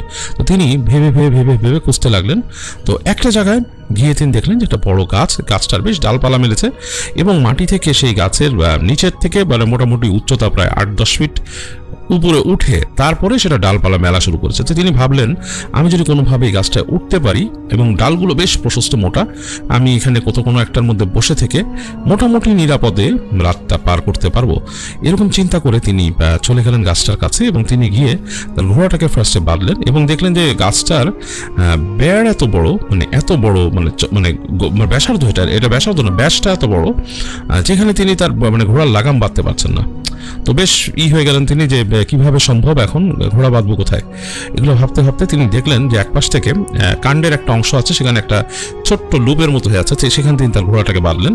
বেঁধে সন্তুষ্ট ঠিক হতে পারছেন না, তো রেখে তারপরে তিনি এইবার গাছে ওঠার পায়তারা মানে অনেক চেষ্টা কারণ গাছের এত বড় ব্যাস, তিনি কোনোভাবে এটাকে ধরে ওঠার মতো ব্যবস্থা করতে পারছেন না। এদিকে কিন্তু অন্ধকার হয়ে আসছে। তিনি একবার ভাবলেন যে আমি হয়তো ভুল করেছি এবং তার সাথে তো তার ব্যাগেজ আছে, আমি হয়তো ভুল করেছি যে আমি এখানে ওঠার ব্যাপারে। তো যাই হোক, অনেক চেষ্টা চরিত্র করে তিনি শেষ পর্যন্ত তার ঘোড়াটাকে কাছে এনে ঘোড়ার পিঠে উঠে শেষ পর্যন্ত সেখানে দাঁড়িয়ে কসরত করে উঠে যেতে পারলেন গাছের মূল অংশে প্রথমে, এবং তারপর তো আসলে সোজা, কারণ ডালপালাগুলো অনেক মোটা ডাল বিস্তৃত হয়ে গেছে দূরে। তো তিনি উঠে একটা জুৎসই জায়গায় তিনি বসে পড়লেন। এর মাঝে অন্ধকার হয়ে গেছে। তিনি একবার ভেবেছিলেন যে তিনি মানে এখানে বসে কি তার সাথে একটা লণ্ঠন ছিল, লণ্ঠনটা জ্বালবেন কিনা ভাবছেন। তো অনেক চিন্তা ভাবনা করে তিনি চিন্তা করলেন যে আমি একটু লণ্ঠনটা জেলে আমার নিজের মতো লিখে রাখি ব্যাপারগুলো। আমার তার বুক পকেটে কাগজ এবং পেন্সিল আছে। তিনি তার সাথে ছোট লণ্ঠনটা তিনি জ্বাললেন এবং তিনি দেখছেন যে রাত নেমে গেছে, সেখানে রাতের নৈশব্দের মাঝে রাতের পোকামাকড়ের শব্দ আসছে, ঝিঝি ডাকছে, অন্যরকম একটা এনভায়রনমেন্ট। তো একবার চিন্তা করছিলেন যে মানে বেশ ভালোই তো লাগছে এখানে। তো এরকম চিন্তা করতে করতে তিনি পেন্সিল দিয়ে লিখলেন তার টোটাল এই যে আসার ব্যাপারটা, এবং তিনি ধারণা করে নিলেন কিভাবে তিনি এতটুকু এসেছেন। তার সাথে একটা মুভিং কম্পাস ছিল, তিনি সেটা বের করে সেটা দিক নির্দেশনা লিখলেন। তখনকার মানুষ খুব সুন্দর নেভিগেশন করতে পারতেন, মানে মানুষকে দেখানোর জন্য। তো তিনি সেভাবে নেভিগেট করলেন নিজেকে, পেন্সিল দিয়ে লিখে আবার রেখে দিলেন তার বুক পকেটে। এবং তিনি তার লণ্ঠনটাকে যখন নেভাতে যাবেন তখন তিনি হঠাৎ শুনতে পেলেন তার ঘোড়ার নিচে তার ঘোড়া ভেসা, ঘোড়া ডাকছে এবং মাটিতে পা ঠুকছে। তিনি তাড়াতাড়ি লণ্ঠনটা নেভালেন। লণ্ঠন নিভিয়ে তিনি উপর থেকে তাকালেন কিছুক্ষণ, কিন্তু তার দৃষ্টি মানে মোটামুটি অন্ধকার শুয়ে আসতে বেশ খানিকটা সময় লাগলো অন্ধকারে মানে অ্যাডজাস্ট হতে। তিনি দেখলেন যে আকাশে চাঁদ আছে এবং সেই চাঁদের আলো গাছের পাতা ফুঁড়ে নিচে আসছে এবং বেশ দূরে, মানে তার ঠিক খুব কাছে না, কারণ তার কাছাকাছি জায়গায় যে গাছের ডালপালার ছায়া পড়েছে এবং তারপরে গিয়ে বেশ খানিকটা জায়গা আলোকিত হয়ে গেছে চাঁদের আলোয়। এবং তিনি তার নিচে বুঝতে পারছেন তার গাছের নিচেই ঘোড়া বেশ রেশাধ্বনি করছে এবং মানে পা ঠুকছে, বারবার পা ঠুকছে, অস্থির হয়ে গেছে। তো তিনি অবাক হয়ে গেলেন যে ঘোড়া এরকম করছে কেন, কোনো বন্য প্রাণী কি এসছে। তো তিনি তাড়াতাড়ি তার রাইফেলটাকে রেডি করলেন মানে রাইফেলটাকে তিনি হাতে নিলেন, হাতে নিয়ে মোটামুটি হাতে ধরে বসলেন। রাইফেলটাকে তার কাছে মনে হচ্ছে আত্মবিশ্বাস, এবং বেশ ঠান্ডা পড়ে গেছে তখন। ঠান্ডায় তার হাত পা জমে যাওয়ার দশা হচ্ছে, এরকম একটা অবস্থা। হাত পা নিষ্ফিস করছে। তিনি হাতটাকে বারবার ঘষে তিনি বারবার আবার ট্রাই করছেন যে রাইফেলটা নিয়ে হাতে বসলেন, এবং কেন যেন তার ভয় লাগছে বেশ, কারণ তিনি কিন্তু তার ব্যাগেজটাও নিয়ে এসছেন, এবং তার পিছনে তিনি যখন হেলান দিয়ে বসছেন তার পিছনে তিনি তার ব্যাগেজ রেখেছেন। তার সাথে বেশ মোটামুটি কমফোর্টেবল সিচুয়েশনে থাকার কথা, কিন্তু তার ভয় লাগছে যে ঘোড়া এরকম কেন করছে। ঘোড়াটা বেশ শুরু করলো, মানে পাগলামি শুরু করলো তার ঘোড়া। এক পর্যায়ে দেখা গেল যে ঘোড়া 2 পা উপরে তুলে চিৎকার করা শুরু করলো এবং প্রচন্ড জোরে ঝাড়া দেওয়া শুরু করলো। তিনি বারবার উপর থেকে এবার বলার চেষ্টা করলেন ঘোড়াকে ঠান্ডা হওয়ার জন্য। দেখলো যে না, ঘোড়া মনে হচ্ছে যে কিছু একটা দেখে মানে একদম অস্থির হয়ে গেছে। এক সময় প্রচন্ড চিৎকার করে ঘোড়া সামনে লাফ দিল, এবং দেখলো যে তিনি যে সেই ঘোড়াকে যে বেঁধে রেখেছিলেন সেই বাঁধা যে স্ট্রিপ সেটা ছিঁড়ে গেল বা ডালটা ভেঙে গেল নিচে, এবং ঘোড়া ছেড়ে দৌড় দিল একদিকে। তিনি বেশ ভয় পেয়ে গেলেন। তিনি ভাবছেন যে এখানে কোনো বন্য প্রাণী আছে কিনা, এখানে কি কোন নেকড়ে আছে কিনা, ইত্যাদি ভাবছেন তিনি, যে মানে ঘোড়ার কিসে ভয় পেল এরকম রাতের বেলা, নিশ্চয়ই কোনো এরকম প্রাণী আছে। তিনি মানে চুপচাপ এখন চিন্তা করছেন যে ঘোড়াতে চলে গেল, উনি কি করবেন, মানে হতবিহ্বল হয়ে গেছেন তিনি, যে দিনের আলো ফুটলে আমি যাবো কিভাবে আমার ঘোড়া না থাকলে। তো ভাবছেন, কিন্তু তার কিছু করার নেই, তিনি নিজে কিন্তু গাছ থেকে নামতে পারছেন না এখন, এবং নামলেও যদি কোনো বিপদ হয় সেখান থেকে কিন্তু বাঁচার উপায় নেই। এখানে তিনি ঘাপটি মেরে আছেন। তো চুপ করে থাকলেন, তিনি চুপচাপ তার রাইফেলটা ধরে চুপচাপ বসে থাকলেন। বেশ অনেকক্ষণ হয়ে গেছে, মানে প্রতিটা মুহূর্ত যেন মনে হচ্ছে কাটছে খুব ধীরে ধীরে। তিনি আসলে অস্থির হয়ে গেছেন। তার কিন্তু আসলে ঘুমও লাগছে না, কিছু লাগছে না, তার নার্ভ পুরো টান হয়ে গেছে। তিনি চিন্তা করছেন কি ব্যাপার, এবং খোলা অঞ্চলে, মানে খোলা যে জায়গাটা সেখানে চাঁদের আলো পড়েছে। হঠাৎ তিনি খেয়াল করলেন যে কোনো একটা মূর্তি, মানে কোনো একটা মানুষ বেশ খানিকটা লম্বা সেখানে আসছে, এবং তার হাতে কি যেন একটা ধরা। তো তিনি খেয়াল করার চেষ্টা করলেন এটা কি, মানে কে বা কি, মানে মানুষ কে আসছে এখানে, তিনি খেয়াল করার চেষ্টা করলেন। তো মানুষটা যখন নাকি মোটামুটি এক জায়গা দিয়ে পার হচ্ছে, সেই জায়গাটায় চাঁদের আলোতে তিনি দেখতে পেলেন যে একটা লম্বা কায় মানুষটা আসলে মানুষ বলা ঠিক হবে কিনা জানি না, প্রায় 8 থেকে 10 ফিট এরকম লম্বা। এরকম তো মানুষ হওয়ার কথা না। তার হাতের মাঝে যেটা ধরা সেটা হচ্ছে অনেকগুলো মানুষের মাথা, এবং সেটা মনে হচ্ছে মানুষের কাটা মাথা, এবং সেটা নিয়ে এসে আসছে আস্তে আস্তে। চাঁদের আলোতে তিনি দেখতে পাচ্ছেন যে সেটা আস্তে আস্তে এগিয়ে আসছে, এবং আস্তে আস্তে এক সময় তিনি যে গাছটাতে বসে আছেন সেই গাছের কাছাকাছি চলে আসে। তিনি দেখছেন যে তার গাছের যে ছায়া, পাতার ছায়া, সেটার মাঝে সেটা ঢুকে গেছে, সেই ছায়ার মাঝে প্রবেশ করেছে। কার্লোসের যে পূর্বপুরুষ ছিলেন তার সারা শরীরের রোম দাঁড়িয়ে গেল। তিনি কিছু বলতে পারছেন না। তিনি মনে মনে ঈশ্বরকে স্মরণ করা শুরু করলেন যে আমি যেন এই যাকে দেখছি এটা নিশ্চয়ই কোনো মানুষ না, এটা কোনো শয়তানের অবতার বা কোনো একটা পিশাচ, তার দৃষ্টির আড়ালে যেন আমি থাকি, আমাকে ঈশ্বর রক্ষা করুন, এরকম তিনি ভাবছেন। তো তিনি বেশ খানিকক্ষণ পর মনে হলো তার যে তিনি যেখানে আছেন সেই ছায়ার মাঝখানে নিচে কিছু একটা এসছে, এবং তিনি শব্দ পেলেন থাপ থাপ থাপ কিছু ছুঁড়ে ফেললো কেউ। মনে হলো যে সেই তার যে ছায়া অংশে, মানে গাছের নিচে কেউ কিছু ছুঁড়ে ফেললো, যে 4-5টা যে তিনি দেখেছেন যে হাতে মানুষের মাথার চুল ধরেছিল এবং সেগুলো মাথাগুলো ঝুলেছিল, সেগুলো সে সেখানে ফেললো। প্রচন্ড রকমের ভয় পেলেন তিনি, কারণ তার থেকে প্রায় হয়তো 15 ফিট বা 20 ফিট নিচে এগুলো ঘটছে।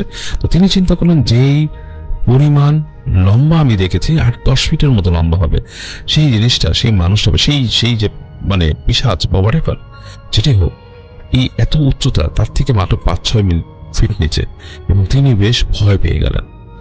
তিনি চুপচাপ বসে আছেন, নড়ছেন না, চড়ছেন না। তিনি চুপচাপ গাছের সাথে সেটে বসে আছেন।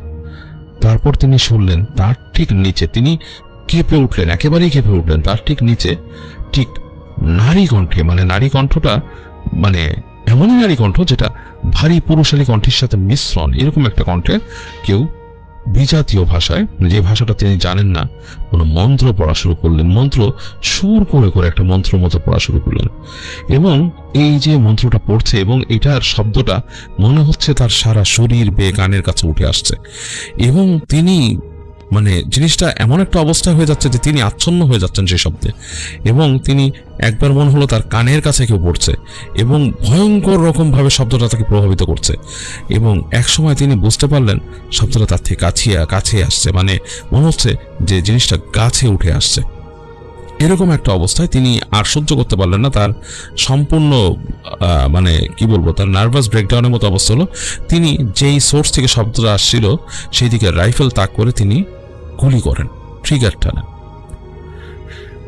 রাতের নিঃশব্দতা ভঙ্গ করে প্রচন্ড শব্দে ব্রুম করে শব্দ হয়, গুলির শব্দ এবং বারুদের একটা ঝলকানি আলো, এবং তার মাঝে তিনি শুধু দেখতে পারেন যে সেই যে জিনিসটা এগিয়ে আসছিল তার কাছে, এবং সেটা বেশ মানে একটা মানে কুৎসিত কদাকার চেহারা টাইপের, মানে মুখটা দেখা যাচ্ছে যে মনে হচ্ছে মানে কোচকানো একটা মুখ, বেশ লম্বাটে টাইপের, ঠোঁটগুলো বড় বড় মোটা। 1 সেকেন্ডে তিনি বারুদের ঝলকানিতে যা দেখেছেন সেটা, এবং মনে হলো যে 1 সেকেন্ডের মধ্যে বারুদের ঝলকানি সেখানে লাগলো, এবং তিনি একটা চিৎকার শুনলেন, চিৎকারটা খুব তীক্ষ্ণ একটা চিৎকার, এবং তারপরে কয়েক সেকেন্ড শব্দ নিয়ে তিনি সাথে সাথে তার যে রাইফেলটাকে রিলোড করলেন আবার, এবং তিনি আবার সেটা তাক করে বসলেন সেখানে, থরথর করে কাঁপছেন তিনি, তার কোনো হুঁশ নেই, এবং তিনি সাথে সাথে তার মতো ঈশ্বরের নাম স্মরণ করা শুরু করলেন এবং বলা শুরু করলেন, এবং থরথর করে কাঁপছেন তিনি, এবং তিনি আর কোনো সাড়া শব্দ পাচ্ছেন না, পুরো নিঃশব্দ এই সময়।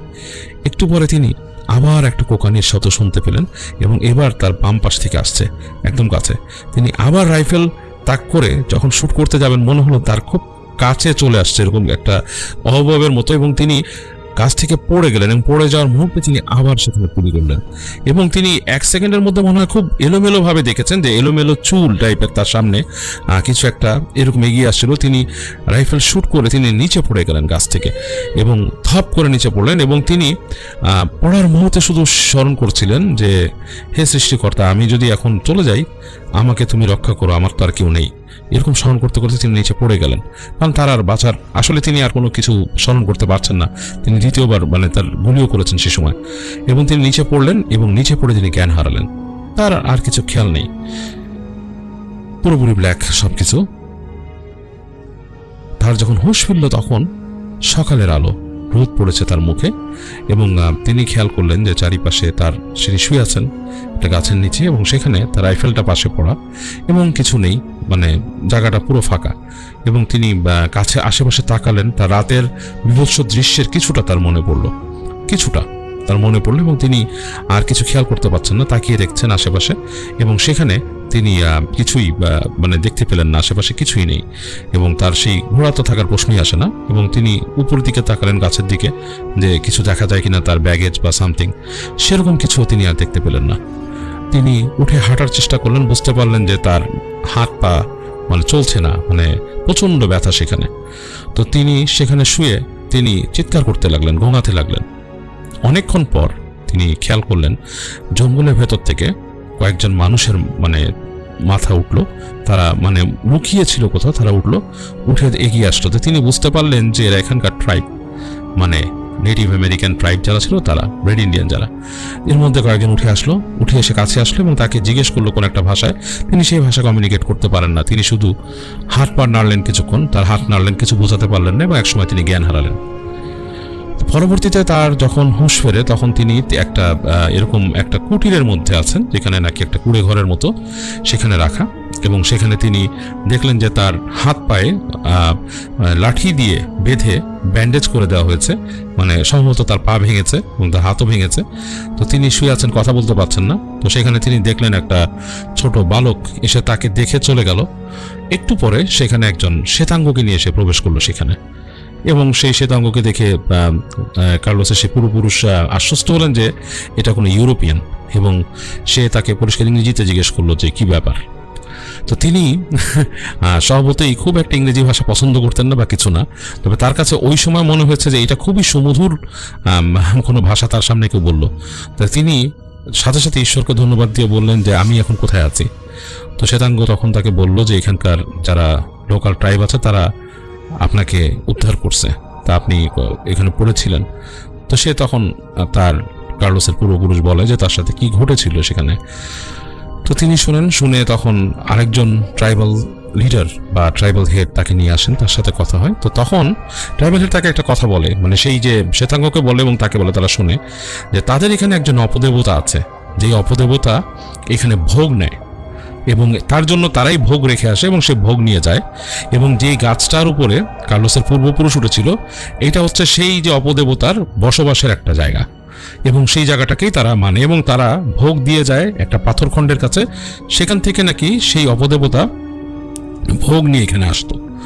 তো যাই হোক, তো তারা গতকাল রাতে এরকম গুলির শব্দ শুনে তারা খুব কনফিউজড হয়ে যায় ব্যাপারটা কি, এবং তারা আসে এবং এসে তারা ওইখানে আসতে সাহস পায় না। সকালে এসে তারা কার্লোসের পূর্বপুরুষকে সেখানে পায় এবং তারা নিয়ে আসে সেখানে। তো এই হচ্ছে ব্যাপার। এবং সে যেহেতু শ্বেতাঙ্গ এবং তারা তখন শ্বেতাঙ্গদের সাথে কোনো সমস্যাও জড়াইতে চেত না, সুতরাং তাকে তারা খবর দেয় এই যে যিনি এসছেন তিনি কাছাকাছি এক জায়গায়, তিনিও ধর্মের কাজ করতে এসছেন এখানে, তাকে খবর দেয় এবং তিনি এসে এই ব্যাপারগুলো। তো যাই হোক, কার্লোসের পূর্বপুরুষ মনে করেন যে তাকে সৃষ্টিকর্তা অনেক সাহায্য করেছে এবং তিনি যার জন্য অনেক তার কৃতজ্ঞতা স্বীকার করেন মনে মনে এবং তিনি প্রার্থনা করেন। এবং তারপরে তাকে সেখান থেকে ওনারা নিয়ে যায়, সেই যে শ্বেতাঙ্গ যে তিনি তার ক্যাম্পে নিয়ে যায়।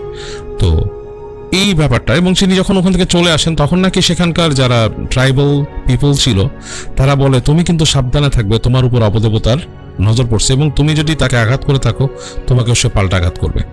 তো কার্লোসের পূর্বপুরুষ নাকি এটা নিয়ে বেশ ভয়ে থাকতো, অনেক দিনই তিনি ভয়ে ছিলেন এবং তিনি মোটামুটি সবসময় সাবধান থাকতেন এবং তিনি সবসময় এই ভয়ে থাকতেন যে কোন সময় তাকে শয়তান এসে আক্রমণ করেন। কারণ তিনি বিশ্বাস করেন যেটা শয়তানেরই একটা রূপ ছিল সেখানে, সেই যে সেইটানই কোনো রূপে সেখানে বসবাস করতো, সেইটানেরই কোনো একটা অংশ বা কোনো ডিমন সেখানে থাকে এবং সে এসে তাকে বিরক্ত করতে গেছিল। এবং তিনি বিশ্বাস করেন যে যেহেতু তিনি বিশ্বাস নিয়ে গুলি করেছিলেন, তিনি কোনো না কোনো ক্ষতি সাধন করেছেন সেই ডিমনের।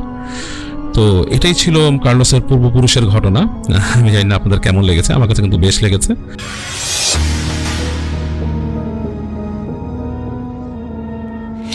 ঘটনাটা ঘটে 2014 সালের দিকে। একটু বলে রাখি ভাই, 2014 সালে আমরা থাকতাম সেই সময় সিরাজগঞ্জের উল্কাপুরে, এবং এইখানেই আমার আসলে জন্ম এবং বেড়ে ওঠা। মূলত আমি এসএসসি পরীক্ষা দেওয়ার জন্যই আসলে প্রচণ্ড সিরিয়াসভাবে পড়াশোনা করছিলাম, এবং এসএসসি পরীক্ষা শেষ হওয়ার পরে শেষ পর্যায়ে আমরা সিদ্ধান্ত নেই আমি এবং আমার মা ঢাকা শহরে শিফট করব।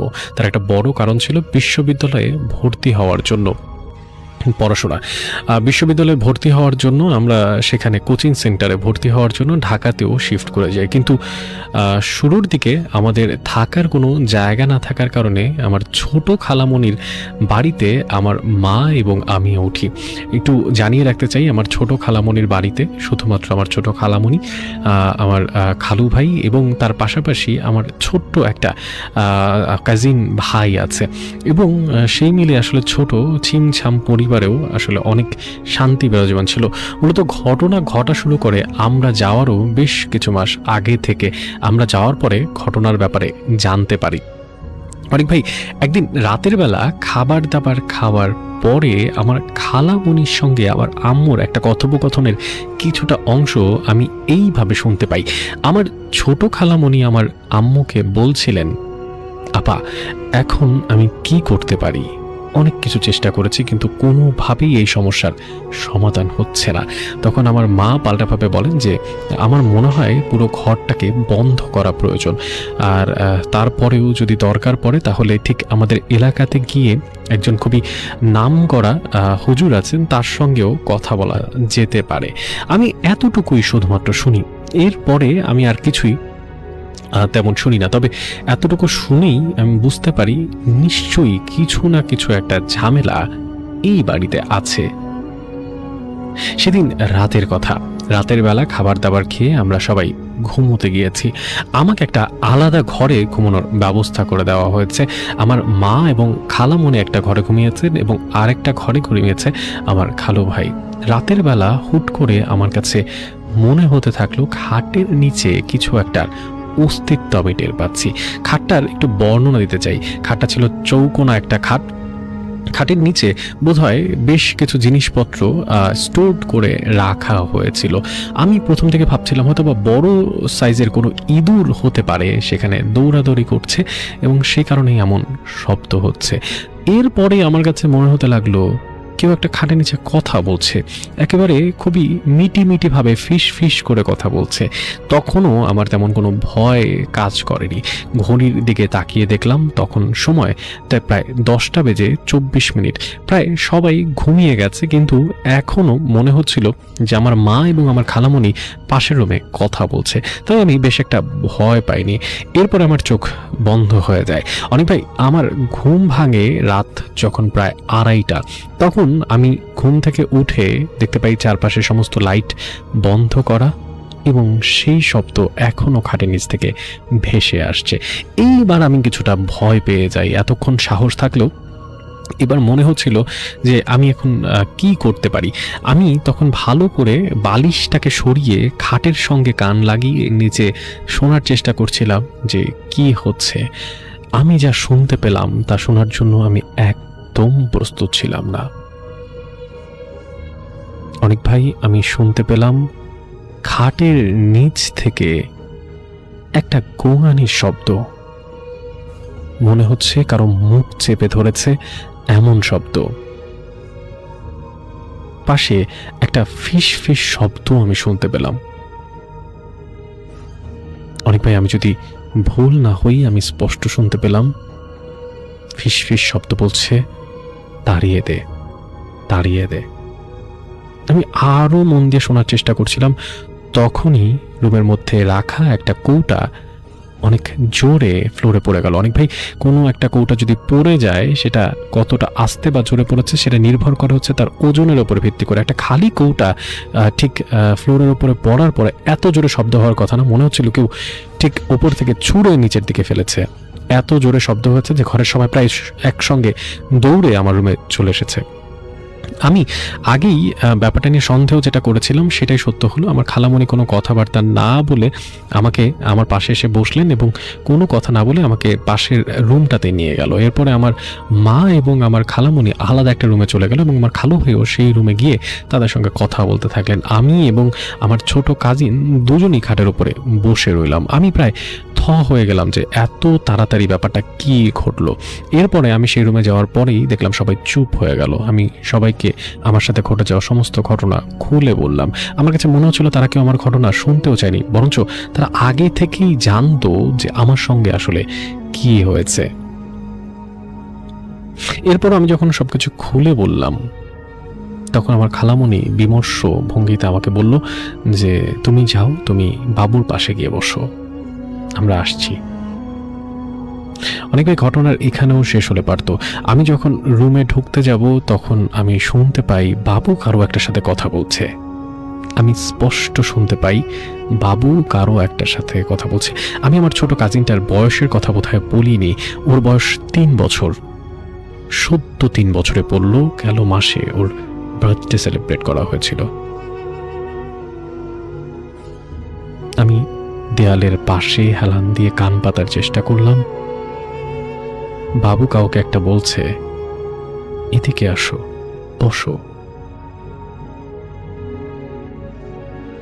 অনেক ভাই, আমি ভেতরের দিকে তাকিয়ে বোঝার চেষ্টা করলাম যে ভেতরে কি হচ্ছে। ভেতরের দিকে তাকিয়ে হয়ে গেলাম। আমি দেখলাম 5 থেকে 6 বছরের একটা বাচ্চা মেয়ে ব্যালকনির বাইরে উকি দিয়ে তাকিয়ে আছে। বাবু ওই বাচ্চাটার দিকে তাকিয়ে আছে। আমি তাকাতেই ওই 5-6 বছরের বাচ্চা মেয়েটা আমার দিকে তাকায়।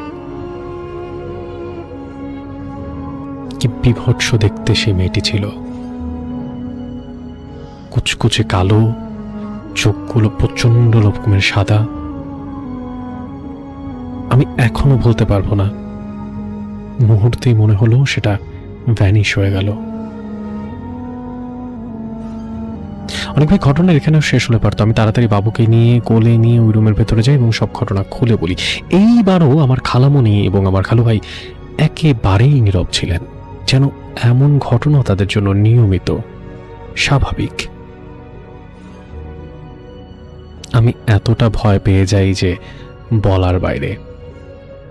ওদিন রাতে আমরা আর কেউ ঘুমোইনি, সবাই একই রুমের মধ্যে ছিলাম। তারপরের দিন সকালবেলা আমার যখন ঘুম ভাঙে তখন আমি দেখতে পাই যে একজন হুজুর পুরো ঘরে কিছু একটা ছিটাচ্ছে এবং মনে হচ্ছে কোনো একটা পাতা জাতীয় কোনো কিছু একটা দিয়ে সেটা ছেটানো হচ্ছে।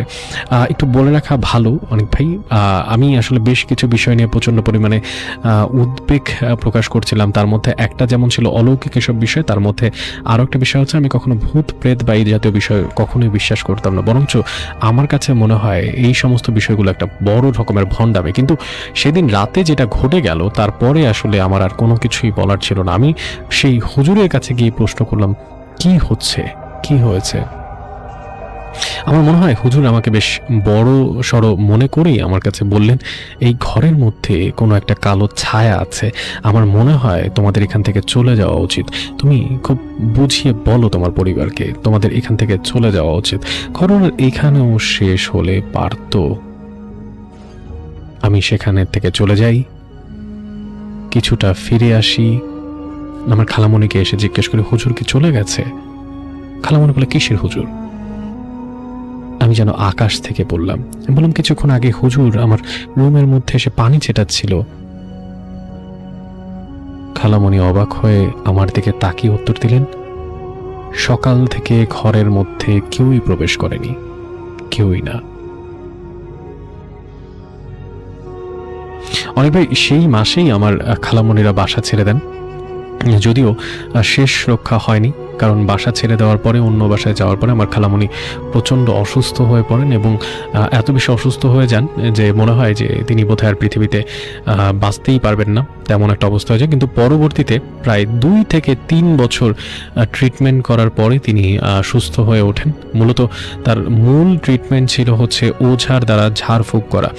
বললে বিশ্বাস করবেন কিনা জানি না, তবে বিভিন্ন জায়গায় দেশের বাইরে চেন্নাইতে অনেক সময় ডাক্তার দেখানোর পরেও কোনো রোগ ধরা পড়েনি, কিন্তু পরবর্তীতে আমাদের এলাকার একজন বড় হুজুর কি যেন একটা সদকা দেওয়ার মাধ্যমে আমার খালামণিকে সুস্থ করে তোলেন। এরপরে আমি আর এমন কিছু কখনোই তাদের কাছে জিজ্ঞেস করতে পারিনি, কারণ তারা এই ব্যাপারে কখনোই কিছু জিজ্ঞেস করলে চুপই ছিলেন বেশিরভাগ সময়। এই ছিল আমার সাথে ঘটে যাওয়া ঘটনা। যদি ভালো লাগে তাহলে অবশ্যই অবশ্যই পড়ে শোনাবে।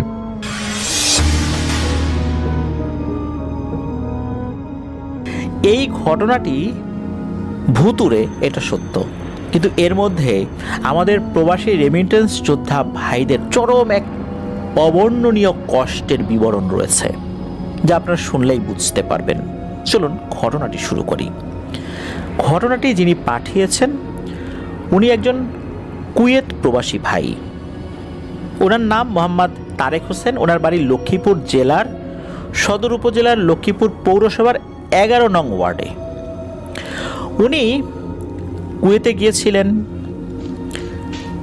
মোটামুটি চলছিলেন, উনি ফ্রি ভিসায় ওখানে গিয়েছিলেন। উনি ওনার কফিলকে বছরে বছরে টাকা দিয়ে বাইরে কাজ করেন। ঘটনাটি গত বছরের শীতের সময় হঠাৎ করে কুয়েতে কাজের খুব সংকট দেখা যায়। তখন অনেককেই পুলিশ ধরছিল, অনেকেরই কাগজপত্র ঠিকঠাক ছিল না। কাউকে ধরতে পারলে সাথে সাথে দেশে পাঠিয়ে দিত। কেউ বাইরে বের হলেই পুলিশ তার আকামা চেক করত, তখন ধরে দেশে পাঠিয়ে দিত। একদম দায় না ঠেকলে কোনো ভাই বাইরে বের হতো না ওই সময়। এখন কি অবস্থা আমি ঠিক বলতে পারবো না। তো যাই হোক, ওই সময়ে 5 মাসের মতো তারেক ভাই বেকার ছিলেন, হাতে কোনো কাজ নাই, এদিকে কেউ কাজ দিতে পারছে না, কিভাবে চলবেন উনি? এইভাবে ওনার এক ফ্রেন্ডের সাথে 4 মাসের মতো ছিলেন। এই 5 মাসের মধ্যে 4 মাসের মতো ওনার এক ফ্রেন্ডের সাথে ছিলেন। এখন বেকার তো উনি, যেখানে আছেন থাকার টাকাও দিতে পারেন না, খাবার টাকাও দিতে পারেন না। ওনার ওই ফ্রেন্ড এত কটু কথা শোনাতো, এরপরও সেই অপমানগুলো হজম করে ফেলতেন। টাকা নাই তো কি করবেন? তারেক ভাই কি করতেন? উনি রান্না করতেন, উনি রান্না করে রাখতেন, যেহেতু ওনার কোনো কাজ নাই, কি করবেন? আর ওনার ওই বন্ধু যখন আসতো একসাথে খেতে বসতেন, খাওয়ার সময় খেত আর অনেক কথা শোনাতো। এটা যে কি কষ্ট, খাওয়ার সময় যদি কেউ খাওয়ার খোটা দেয়, থাকার খোটা দেয়, এটা অত্যন্ত কষ্ট। এরকম সইতে সইতে একদিন আর ওনার ভালো লাগলো না। উনি রাতের বেলায় রাগ করে বের হয়ে গেলেন। কোথায় যাবেন, কি করবেন? নিজের প্রতি এতটা ঘৃণা চলে আসছিল যে এখন যদি মরেও যেতাম তাও মনে হয় ভালো হতো। ঘর থেকে বের হয়ে গেছেন। বাংলাদেশের মতো অবস্থা কিন্তু সেখানে না। চাইলেই যেখানে সেখানে গাড়ি পাওয়া যায় না। সেখানে নির্দিষ্ট জায়গা ছাড়া কোনো গাড়ি দাঁড়ায়ও না। আবার কোনো ড্রাইভারের নাম্বার যদি কারো কাছে থাকে, তাকে ফোন করলে সে গাড়ি নিয়ে সেখানে চলে আসবে। হুট করে হাত উঁচা করলেই কিন্তু কোনো গাড়ি থামে না কাউকে ওঠানোর জন্য। এভাবে উনি দিগ্ভ্রান্ত হয়ে হাঁটছেন, কোথায় যাবেন, কি করবেন। হঠাৎ করে ওনার মনে পড়ল, যাই একটা তেলের পাম্পের কাছে যাই, ওখানে তো অনেক গাড়ি এসে দাঁড়ায়। তখন কাউকে অনুরোধ করব যে আমাকে কোনো একটা বড় শহরে নিয়ে যান, তারপর দেখি ভাগ্য আমাকে কোথায় নিয়ে যায়। এই চিন্তা করেই উনি একটা তেলের পাম্পে চলে যান।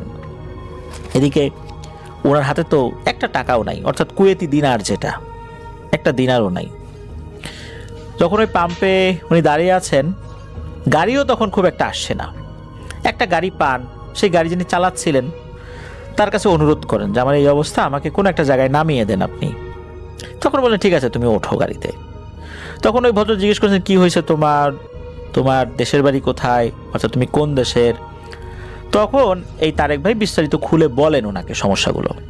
উনি কিছুক্ষণ চিন্তা ভাবনা করলেন, বললেন আচ্ছা ঠিক আছে, তোমার এই অবস্থা, আমি তোমাকে একটা কাজ ঠিক করে দিতে পারি।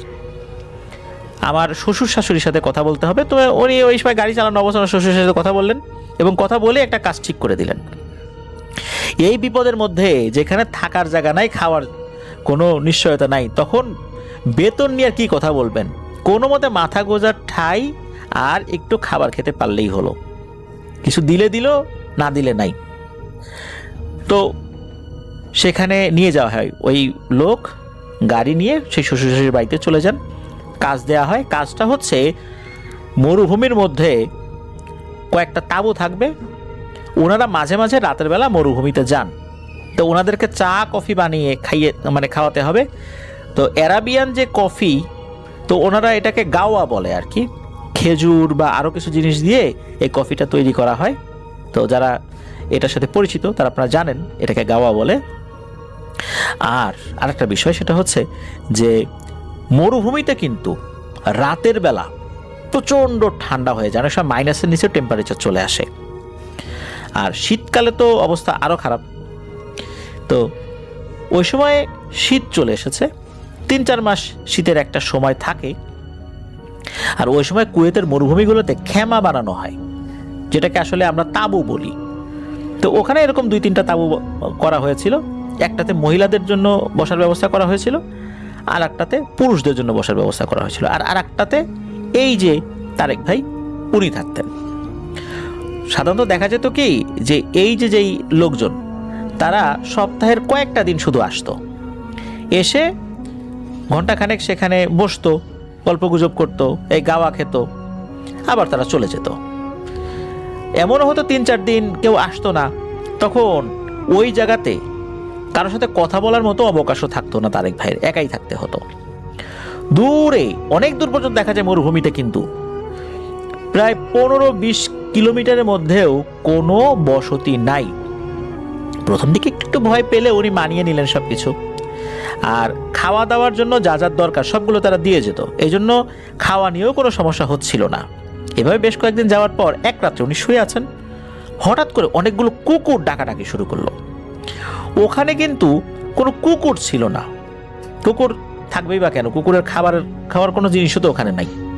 কুকুর খাবেটাকে, এই জন্য ওই জায়গায় কোনো কুকুর টুকুর থাকে না ওই মরুভূমিতে। তবে হ্যাঁ, মরুভূমিতে যে পাহাড় টাহাড় থাকে ওইখানে কিছু পাহাড়ি কুকুর দেখা যায়, তাও সেটা লোকালয়ের কাছে যদি সে পাহাড় হয়। নর্মালি কিন্তু ওরকম ভেতরে কুকুর থাকে না। তো টানা বেশ কিছু দিনে তো কখনো উনি কুকুর দেখেনও নাই। কুকুরের আওয়াজ শুনে উনি বেশ ভয় পেয়ে গেলেন। উনি শুয়েছিলেন, সাহস করে কিন্তু বের হয়ে দেখেন নাই যে এগুলো আসলে কি।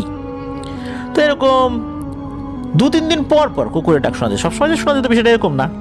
তো উনি বুঝতেন এগুলো স্বাভাবিক কিছু না, দোয়া দুরুদ পরে ঘুমাতেন, খাওয়া দাওয়া সব কিছু ঠিকঠাক মতোই চলছিল। আর বেশ কিছু জিনিস উনি ঘুমানোর আগে ওনার যে খেমা অর্থাৎ তাঁবু সেটাতে উনি নিয়ে আসতেন। এভাবে আরও বেশ কয়েকদিন চলে যায়। এরপর আর কুকুরের ডাক উনি শোনেন না। উনি যতক্ষণ সজাগ থাকতেন ততক্ষণ কোনো সমস্যা হতো না, উনি ঘুমিয়ে গেলে এরকম কিছু সমস্যা দেখা যেত আর কি। তো এরকমই এক রাত্রে হঠাৎ করে ওনার ঘুম ভেঙে যায়। ওনার কাছে মনে হলো বাতাসের মতো ফিস ফিস করে বেশ কয়েকজন কথা বলছে, তবে সেটা বাইরে থেকে মনে হচ্ছে অনেকগুলো মানুষ ফিস ফিস করে কি যেন বলছে। একদম কানের কাছে মুখ এনে যদি কেউ ফিস ফিস করে কথা বলে এই আওয়াজটা কেমন শোনা যায় ওই রকম। তো এরকম কথা শোনার পর ভয়ে তারেক ভাইয়ের হাত পা অবশ হয়ে আসতো। উনি চিন্তা করতেন যে হায় আল্লাহ, এই মরুভূমির এইখানে আমি যদি মরেও যাই কেউ তোমার খবর জানবে না, পুলিশ এসে ধরবে, বাইরে বের হইলে পুলিশও জানে না যে আমি এখানে কাজ করি, আমার কোনো ডকুমেন্টসও পুলিশের কাছে নাই, আমাকে এখানে কেউ চেনেও না। এখন যদি আমি মরে যাই, কেউ আমাকে মেরে ফেলে, তাহলে কি অবস্থা হবে? আমাকে মেরে যদি এই মরুভূমির নিচে দাফন করে দেয় তাহলে কি হবে? আমার পরিবারও তো জানতে পারবে না। এসব কথা চিন্তা করতেন, ওনার হাত পা ভয়ে ঠান্ডা হয়ে যেত। এমনিতে রাতের বেলা মরুভূমির টেম্পারেচার অনেক নিচে নেমে যায়, বাইরে পানি রাখলে সেই পানি বরফ হয়ে যেত। এরকম ঠান্ডা কিন্তু মরুভূমিতে রাতের বেলা হয়ে যায়।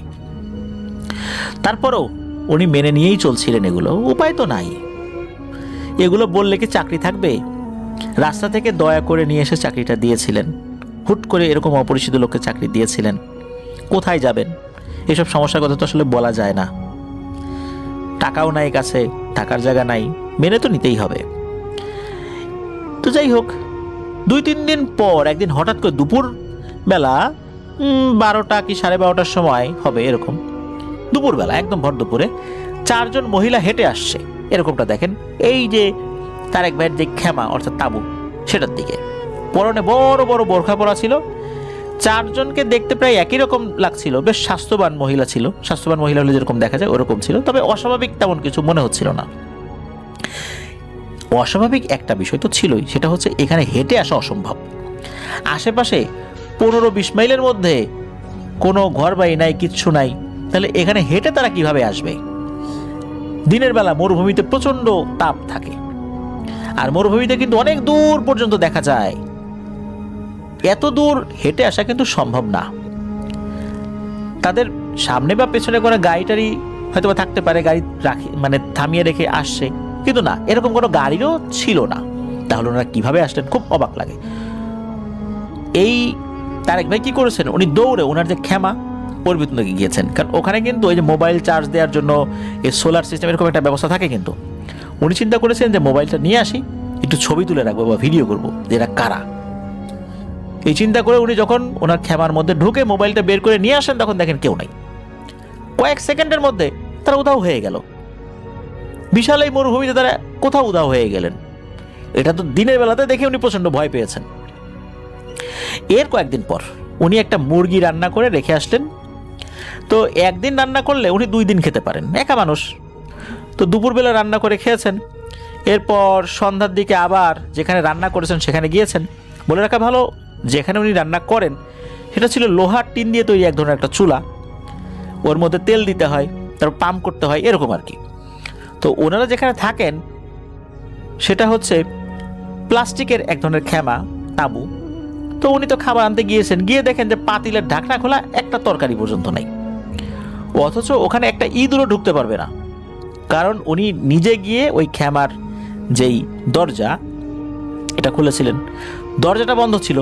তাহলে কে ঢুকলো, কে খাবার খেলো? অনেক ক্ষুধা নিয়ে মন খারাপ করে ঘুমিয়ে গেলেন। ওই রাত্রেই আবার সেই ফিস ফিস ফিস ফিস শব্দ, আওয়াজে ঘুম ভেঙে গেল। তবে উনি আর বাইরে বের হয়ে দেখেন নাই যে ফিস ফিস আওয়াজ কারা করছে। এরপর 2 দিন চলে যায়। হঠাৎ একদিন প্রচন্ড বালুর ঝড় শুরু হয়ে যায়। বালুর ঝড় শুরু হলে কিন্তু সবকিছু উড়িয়ে নিয়ে যায়, বাইরেও কিন্তু তাকানো যায় না, এত বালু ওরে। তখন রাত 9টা কি 10টা হবে এমন সময় কি ঝড় শুরু হয়েছে।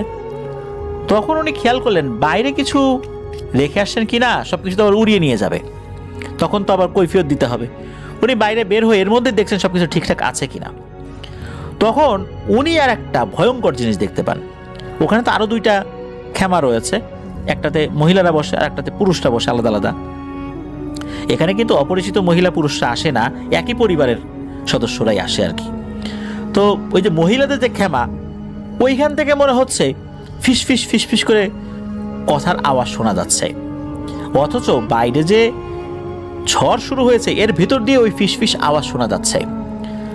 উনি তো তেমন কিছু দেখতে পারছেন না বালুর কারণে। এদিকে মৃদু বৃষ্টিও শুরু হয়েছে এর মধ্যে। কুয়েতে শীতকালে মাঝে মাঝেই নাকি এরকম হালকা বৃষ্টি হয়। প্রথমে উনি ভেবেছেন কেউ হয়তো বা এসেছে এখানে, কিন্তু যাদের এই খেমা অর্থাৎ যে পরিবারে, তারা তো আসলে তাকে ফোন দিত আগে থেকে সবকিছু ঠিকঠাক রাখার জন্য। তারা আসার আগেই পানি গরম করা, হিটারে তেল দেয়া, এসব কিছু তো করতে হয়। আর ঝড়ের মধ্যে কি তারা কখনো আসবে? আর আসলে তো গাড়ির শব্দ পাওয়া যেত, বাড়িতে কোনো গাড়িও নাই। তো উনি প্রচণ্ড ভয় পাচ্ছেন। তারপরে একটু চিন্তা করলেন একবার একটু উকি মেরে দেখি, কারণ এখানে দেখার মতো কিছু জায়গা রয়েছে। ওই খেমার কিছু জায়গা আছে, সেটা দিয়ে দেখা যায় কি ভিতরে কে আছে। তো উনি ওইদিকে গিয়েছিলেন দেখার জন্য। এদিকে আগাচ্ছেন ওই ঝড়ের মধ্যেই, মনে হচ্ছিল ওনার হাত পা সব জমে যাচ্ছে, ভয়ে দমও বন্ধ হয়ে আসছে। কি দেখবেন কি দেখবেন। এর মধ্যে উনি একটা ফাঁকা দিয়ে দেখেন ওখানে 4 জন মহিলা বসে আছে। প্রত্যেকেই সাদা জামার মতো কিছু একটা পরা ছিল। আরব দেশগুলোতে মেয়েদের বিয়ে হলে যে ধরনের সাদা জামা পরে থাকে ওই রকম, তবে তাদের সবার মুখে হেজাব ছিল, অর্থাৎ মাথায় হেজাব ছিল, মুখও ঢাকা ছিল। তারা গোল হয়ে বসে ফিস ফিস ফিস ফিস করে গল্প করছে। মনে হচ্ছে এটাই তাদের কথা বলার স্টাইল। আমরা যেভাবে জোরে করে কথা বলি, তারা ফিস ফিস করে কথা বলছে, কিন্তু সেই ফিস ফিসারিটাও অনেক জোরে। কি কথা বলছে, কোন ভাষায় কথা বলছে এমনটা বোঝা যাচ্ছে না। আর ওই খেমার মধ্যে আলো, এই আলোর উৎস কি সেটাও বোঝা যাচ্ছে না। মনে হচ্ছে তাদের যে পোশাক, সেই পোশাক থেকেও আলো বের হচ্ছে, তাদের শরীর থেকেও মনে হচ্ছে আলো বের হচ্ছে। মাঝে মাঝে তারা হাসছে, তাদের শুধু কপালটুকু দেখা যাচ্ছে, চোখ দেখা যাচ্ছে। তবে কপাল এবং চোখ স্বাভাবিক মানুষের মতোই, তবে তারা বেশ স্বাস্থ্যবান বলে মনে হচ্ছিল, এতটুকু মনে হচ্ছিল শুধু। তবে হঠাৎ করে তো এইখানে তাদের আসার কথা না। উনি আর কিছু দেখার সাহস করলেন না, চুপচাপ ওখান থেকে সরে গেলেন। দ্রুত উনি ওনার খেমার মধ্যে চলে আসলেন, এসে কম্বল মুড়ি দিয়ে কাঁপতে কাঁপতে শুয়ে পড়লেন। কখন যে ঘুম চলে এসেছে উনি নিজেও জানেন না। 2 দিন পর ওনার 1 মাস হয় কাজের। এরপর তাদের কাছে ক্ষমা প্রার্থনা করেন, বলেন যে আমি খুব ভয় পেয়েছি মরুভূমিতে। কিছু কিছু বিষয় বলেন, ওই পরিবারও বুঝতে পারেন। এরপর ওই পরিবার তাকে 1 মাসের বেতন দিয়ে দেন, আরও কিছু টাকা দিয়ে দেন যাতে করে আরও কিছুদিন এক্সট্রা চলতে পারেন। উনি সেখান থেকে বিদায় নিয়ে চলে আসেন। এটাই ছিল ঘটনা। মরুভূমিতে ওই রাত্রে কি ভয়ঙ্কর একটা বিষয়েরই মুখোমুখি না হয়েছিলেন। আর মাঝে মাঝে রাতের বেলায় যে ফিসফিসানি, এটাও কিন্তু কম ভয়ের উদ্রেক করে না। যেখানে ওনার 20 কিলোমিটারের মধ্যে কোনো মানুষজন নাই, সেখানে যদি এই ধরনের আওয়াজ শোনা যায়, তাহলে মানুষের, প্রিয় লিসেনার্স, অনেকেই এই ধরনের মানবেতর জীবনযাপন করছেন। আমাদের বাংলাদেশি ভাইয়েরা মরুভূমির মধ্যে একাকী জীবনযাপন করছেন। এই কষ্টটা কত মারাত্মক হতে পারে আসলে যারা ওখানে থাকেন তারাই বুঝতে পারবেন। আমরা শুধু কিছুটা অনুভব করতে পারি মাত্র। আল্লাহ তাআলা আমাদের এই ভাইদেরকে সহি সালামতে রাখুন, নিরাপদে রাখুন, সুস্থ রাখুন। আল্লাহ তাআলা ভালো কাজের ব্যবস্থা করে দিন। প্রিয় লিসেনার্স, আজকের এপিসোড এ পর্যন্তই রাখতে হচ্ছে। যারা ঘটনা পাঠিয়েছেন সকলকে ধন্যবাদ জানাচ্ছি। অনুগ্রহ করে আমাদের এই ভিডিও লাইক বাটনে প্রেস করতে ভুলবেন না, আর ভিডিওর লিঙ্কটাও বেশি বেশি করে শেয়ার করে দেবেন। প্রিয় লিসেনার্স, আপনাদের পাঠানো ঘটনা নিয়ে অনেকটা পথ এগিয়ে যেতে চাই। বিশেষ করে যারা আমাদের প্রবাসী ভাইরা রয়েছেন, তাদের কাছ থেকে যখন ঘটনা পাই খুব ভালো লাগে।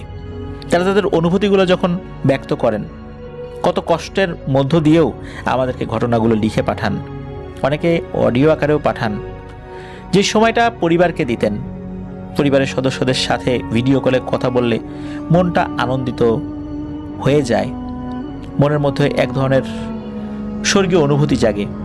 সেই সময়টা থেকে কিছুটা সময় বের করে আমাদেরকে ঘটনা পাঠাচ্ছেন।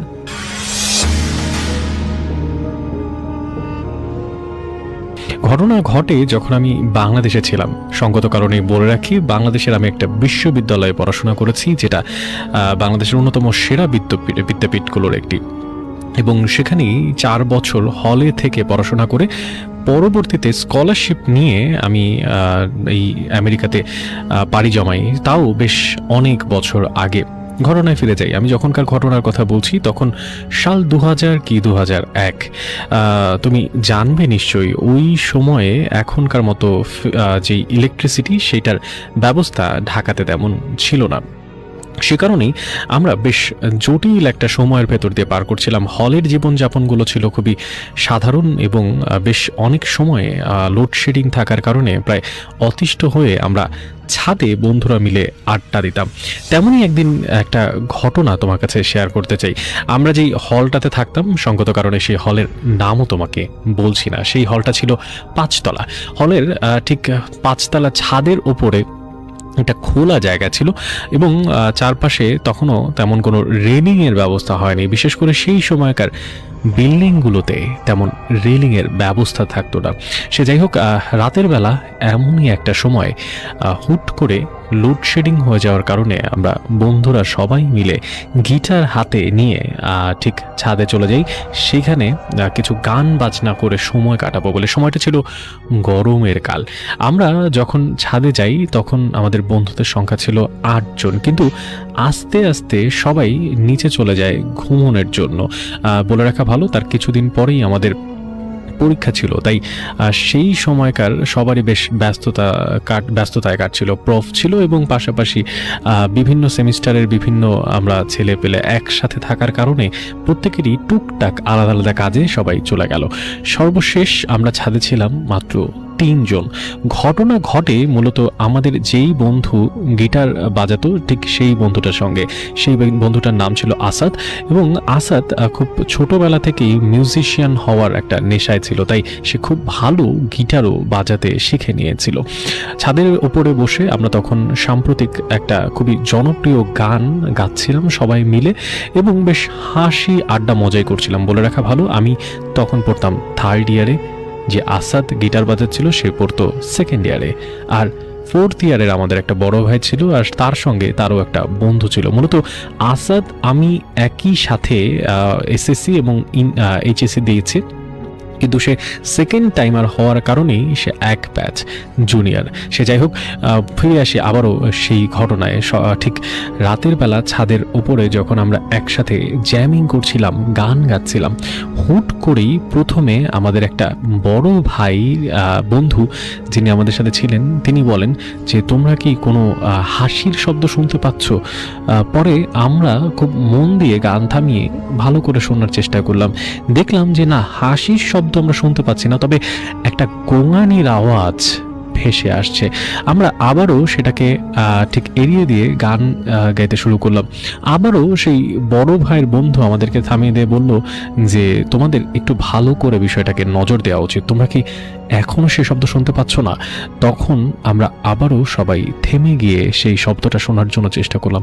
এবার আমরা স্পষ্টত শুনতে পারলাম ছাদের ঠিক টাঙ্কির পাশের যেই ছোট করিডোর, সেই করিডোর দিয়ে মনে হচ্ছিল শব্দটা ভেসে আসছে। অনেক তোমাকে একটু বলে রাখতে চাই, জায়গাটা ছিল হচ্ছে ভীষণ ভীষণ নিরিবিলি, চারপাশটা প্রচণ্ড পাহাড় দিয়ে ঘেরা এবং মাঝখানে ঠিক হলের মাঝে আমরা বসে, বলতে পারো একেবারে পিন ড্রপ সাইলেন্ট অনুভূতি সেই জায়গায়।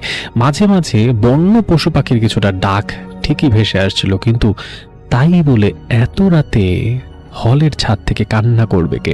অনেক আরও একটু বলে রাখতে চাই, গোঙানির শব্দটা ছিল পুরুষ মানুষের কণ্ঠের। আমরা প্রথম থেকে ভাবলাম যে হলের কেউ হয়তো বা কোনো ব্যক্তিগত কারণে কষ্টে ছাদের কোনায় বসে তার অনুভূতিতে কান্না করছে, তাই আমাদের তাদেরকে বিরক্ত করা উচিত নয়।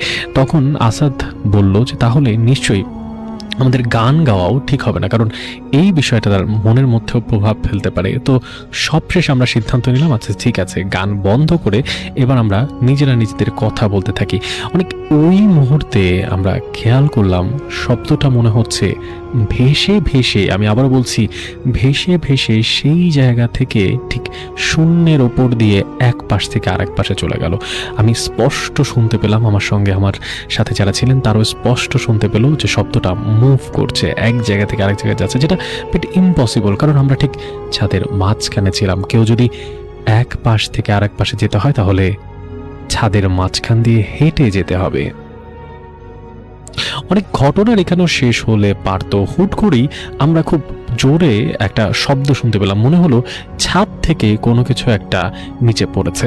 আমরা দৌড়ে সেদিকে গেলাম এবং আমরা সবাই একই সঙ্গে শব্দটা শুনেছিলাম। নিচে গিয়ে ভালো করে তাকিয়ে দেখার চেষ্টা করলাম, দেখলাম নিচে কিছুই নেই। কিন্তু কিছুক্ষণ পরে আমার এক বড় ভাই নিচ থেকে দৌড়ে এসে বলল, তোরা শুনেছিস কিছু? আমরা তখন না সূচক মাথা নাড়লাম। তখন বলল, আমাদের ফ্লোরের 3 তলার একটা ছেলে নাকি ঝাঁপ দিয়েছে ছাদ থেকে।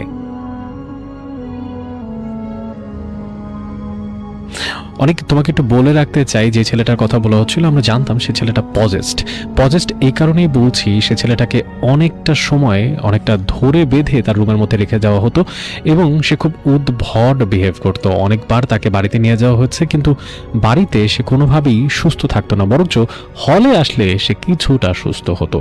যাই হোক, আমরা সবাই দৌড়ে নিচে চলে যাই এবং নিচে গিয়ে সেই জায়গায় গিয়ে দেখি রক্তে ভেসে যাচ্ছে চারপাশ, উপুর হয়ে পড়ে আছে সে।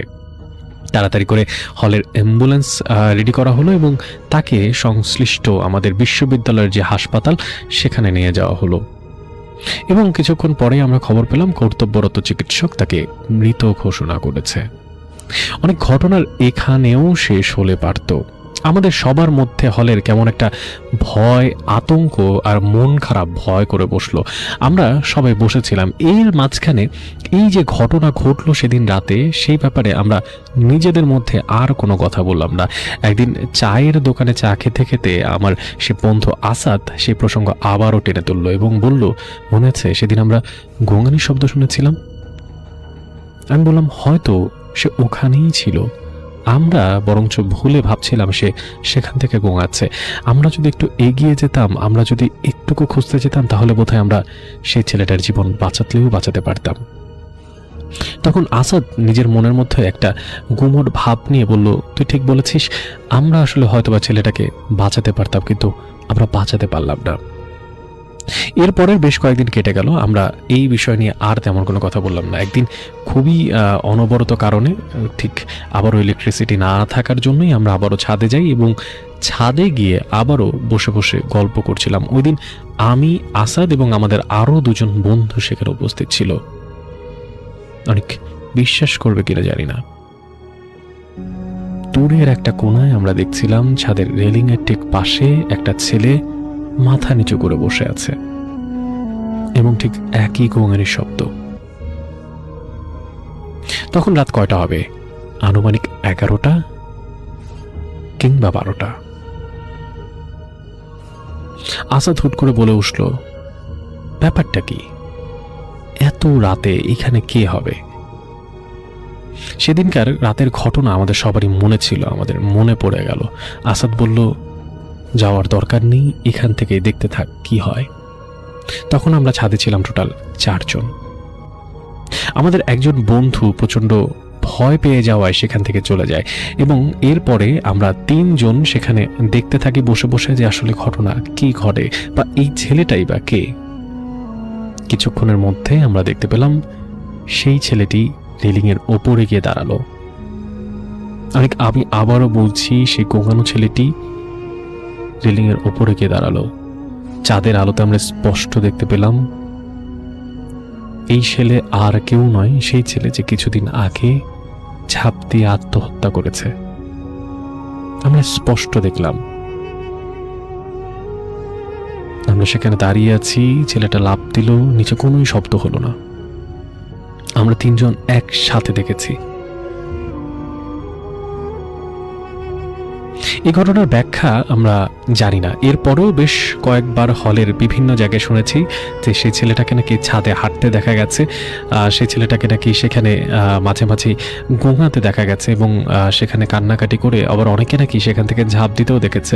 আমি জানি না হলের এখন কি বর্তমান পরিস্থিতি এখনও সেটা দেখা যায় কিনা, তবে আমি শেষ যেই 2 বছর ছিলাম সেই 2 বছরে আমি বেশ অনেকবার হলের এই ঘটনা শুনেছি। তবে অবাক হলেও সত্য, সেটা হচ্ছে আমি এবং আসাদ দুজনের কেউই আর কখনো ছাদে উঠিনি। এই ছিল আমার ঘটনা।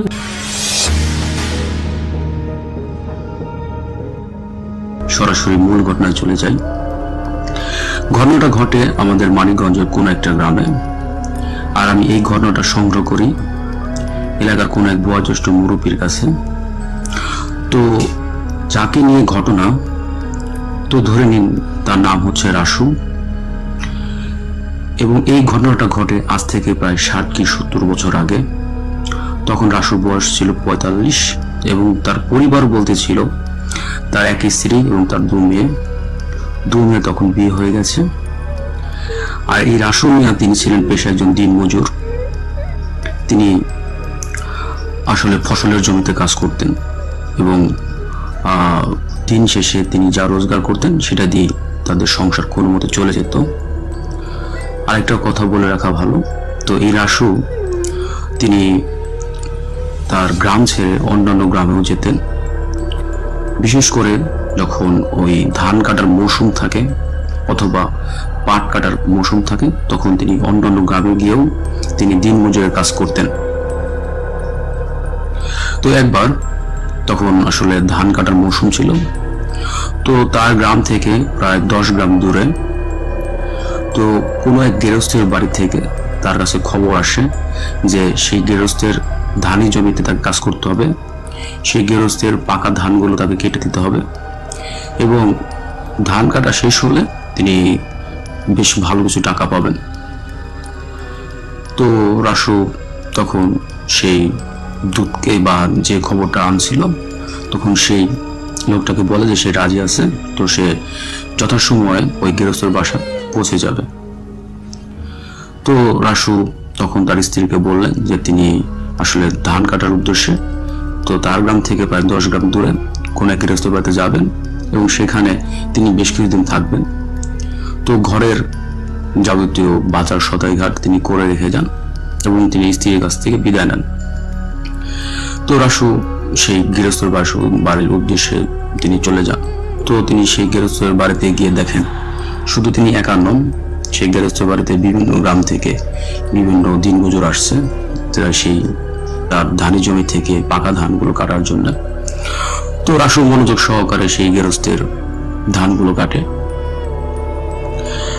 আর ধান কাটাগুলো যখন শেষ হয়ে যায় তো প্রায় 10 থেকে 12 দিন সময় লাগে। তখন তো ধান কাটা শেষ হয়ে যায়, তখন কোনো এক সন্ধ্যার দিকে তখন সেই গৃহস্থ তাকে তার সমস্ত পাওনা এবং যে টাকা তার প্রাপ্য ছিল সেগুলো তখন তাকে দিয়ে দেয়। তো গৃহস্থ বলে যে এখন সন্ধ্যাবেলা, তো তুমি রাতের খাওয়া দাওয়া করো, এখানে থাকো, কাল সকালে যেও। তো কোনো এক কারণে আসলে তখন সেই রাসু তখন বলে যে আমি আসলে রাতের খাওয়া দাওয়া করেই আমি আমার বাসার উদ্দেশ্যে চলে যাব বা রওনা দেব। তো রাতের খাওয়া দাওয়া তিনি গৃহস্থের বাসায় সারেন। এবং আসলে বলে রাখা ভালো, এই রাসু আসলে বেশ পরহেজগার লোক ছিলেন। তিনি আসলে 5 ওয়াক্ত নামাজ কালাম পড়তেন। আর একটা কথা বলে রাখা ভালো যে আসলে এই রাসু তিনি আসলে বেশ সাহসী ছিলেন এবং তার বয়স 45 আপ হলেও তার ছিল সুঠাম দেহ। তিনি আসলে ওসব কোনো বাজে পেতাতা বা চিনটিনে আসলে এরকম ভয় পেতেন না, তার আসলে বেশ সাহস ছিল। তো তিনি রাতে সেই গৃহস্থের বাসায় খাওয়া দাওয়া করেন এবং রাতে খাওয়া দাওয়া করে গৃহস্থের কাছ থেকে অনুমতি নিয়ে তিনি সেই তার বাসার উদ্দেশ্যে রওনা দেন। তো তিনি গৃহস্থ পাড়া থেকে তখন রাস্তা গ্রামের মেঠোপথে নামেন। তখন তিনি চারিদিকে ভালোভাবে খেয়াল করে দেখেন যে রাতটা বেশ জ্যোৎস্না মাখা রাত, চাঁদটাও দেখা যাচ্ছে। তো মনে হচ্ছে যে চাঁদের যতটুকু আলো আছে ও চারদিকে বেশ ফকফকা বা সাদা লাগতেছে, জ্যোৎস্নার আলো পড়ছে। তো তিনি সেই গ্রামের সেই পথ ধরে হাঁটতে লাগলেন। তো আমরা সবাই জানি যে আসলে গ্রামের মেঠোপথ কেমন হয়।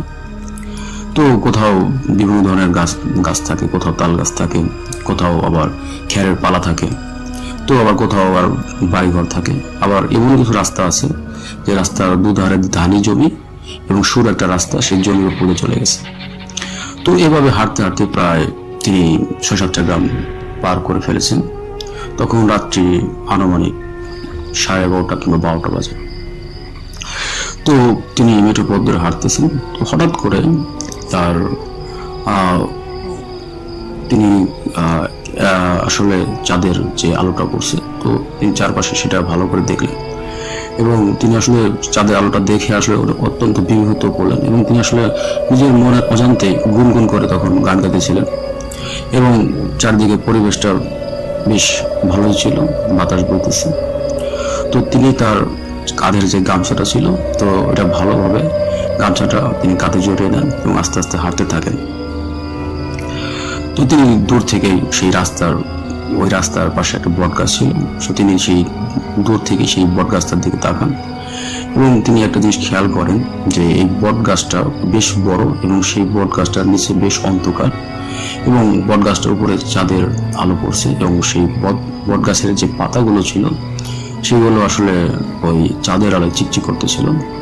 তো তিনি আসলে বুঝতে পারেন যে সেই বট গাছের নিচে অন্ধকার হওয়ার কারণটা কি, কারণ ওখানে চাঁদের আলোটা যেতে পারে নাই। তো তিনি তার মতো করে হাঁটতেছিলেন এবং হাঁটতে হাঁটতে তিনি প্রায় বট গাছের কাছে চলে আসলেন।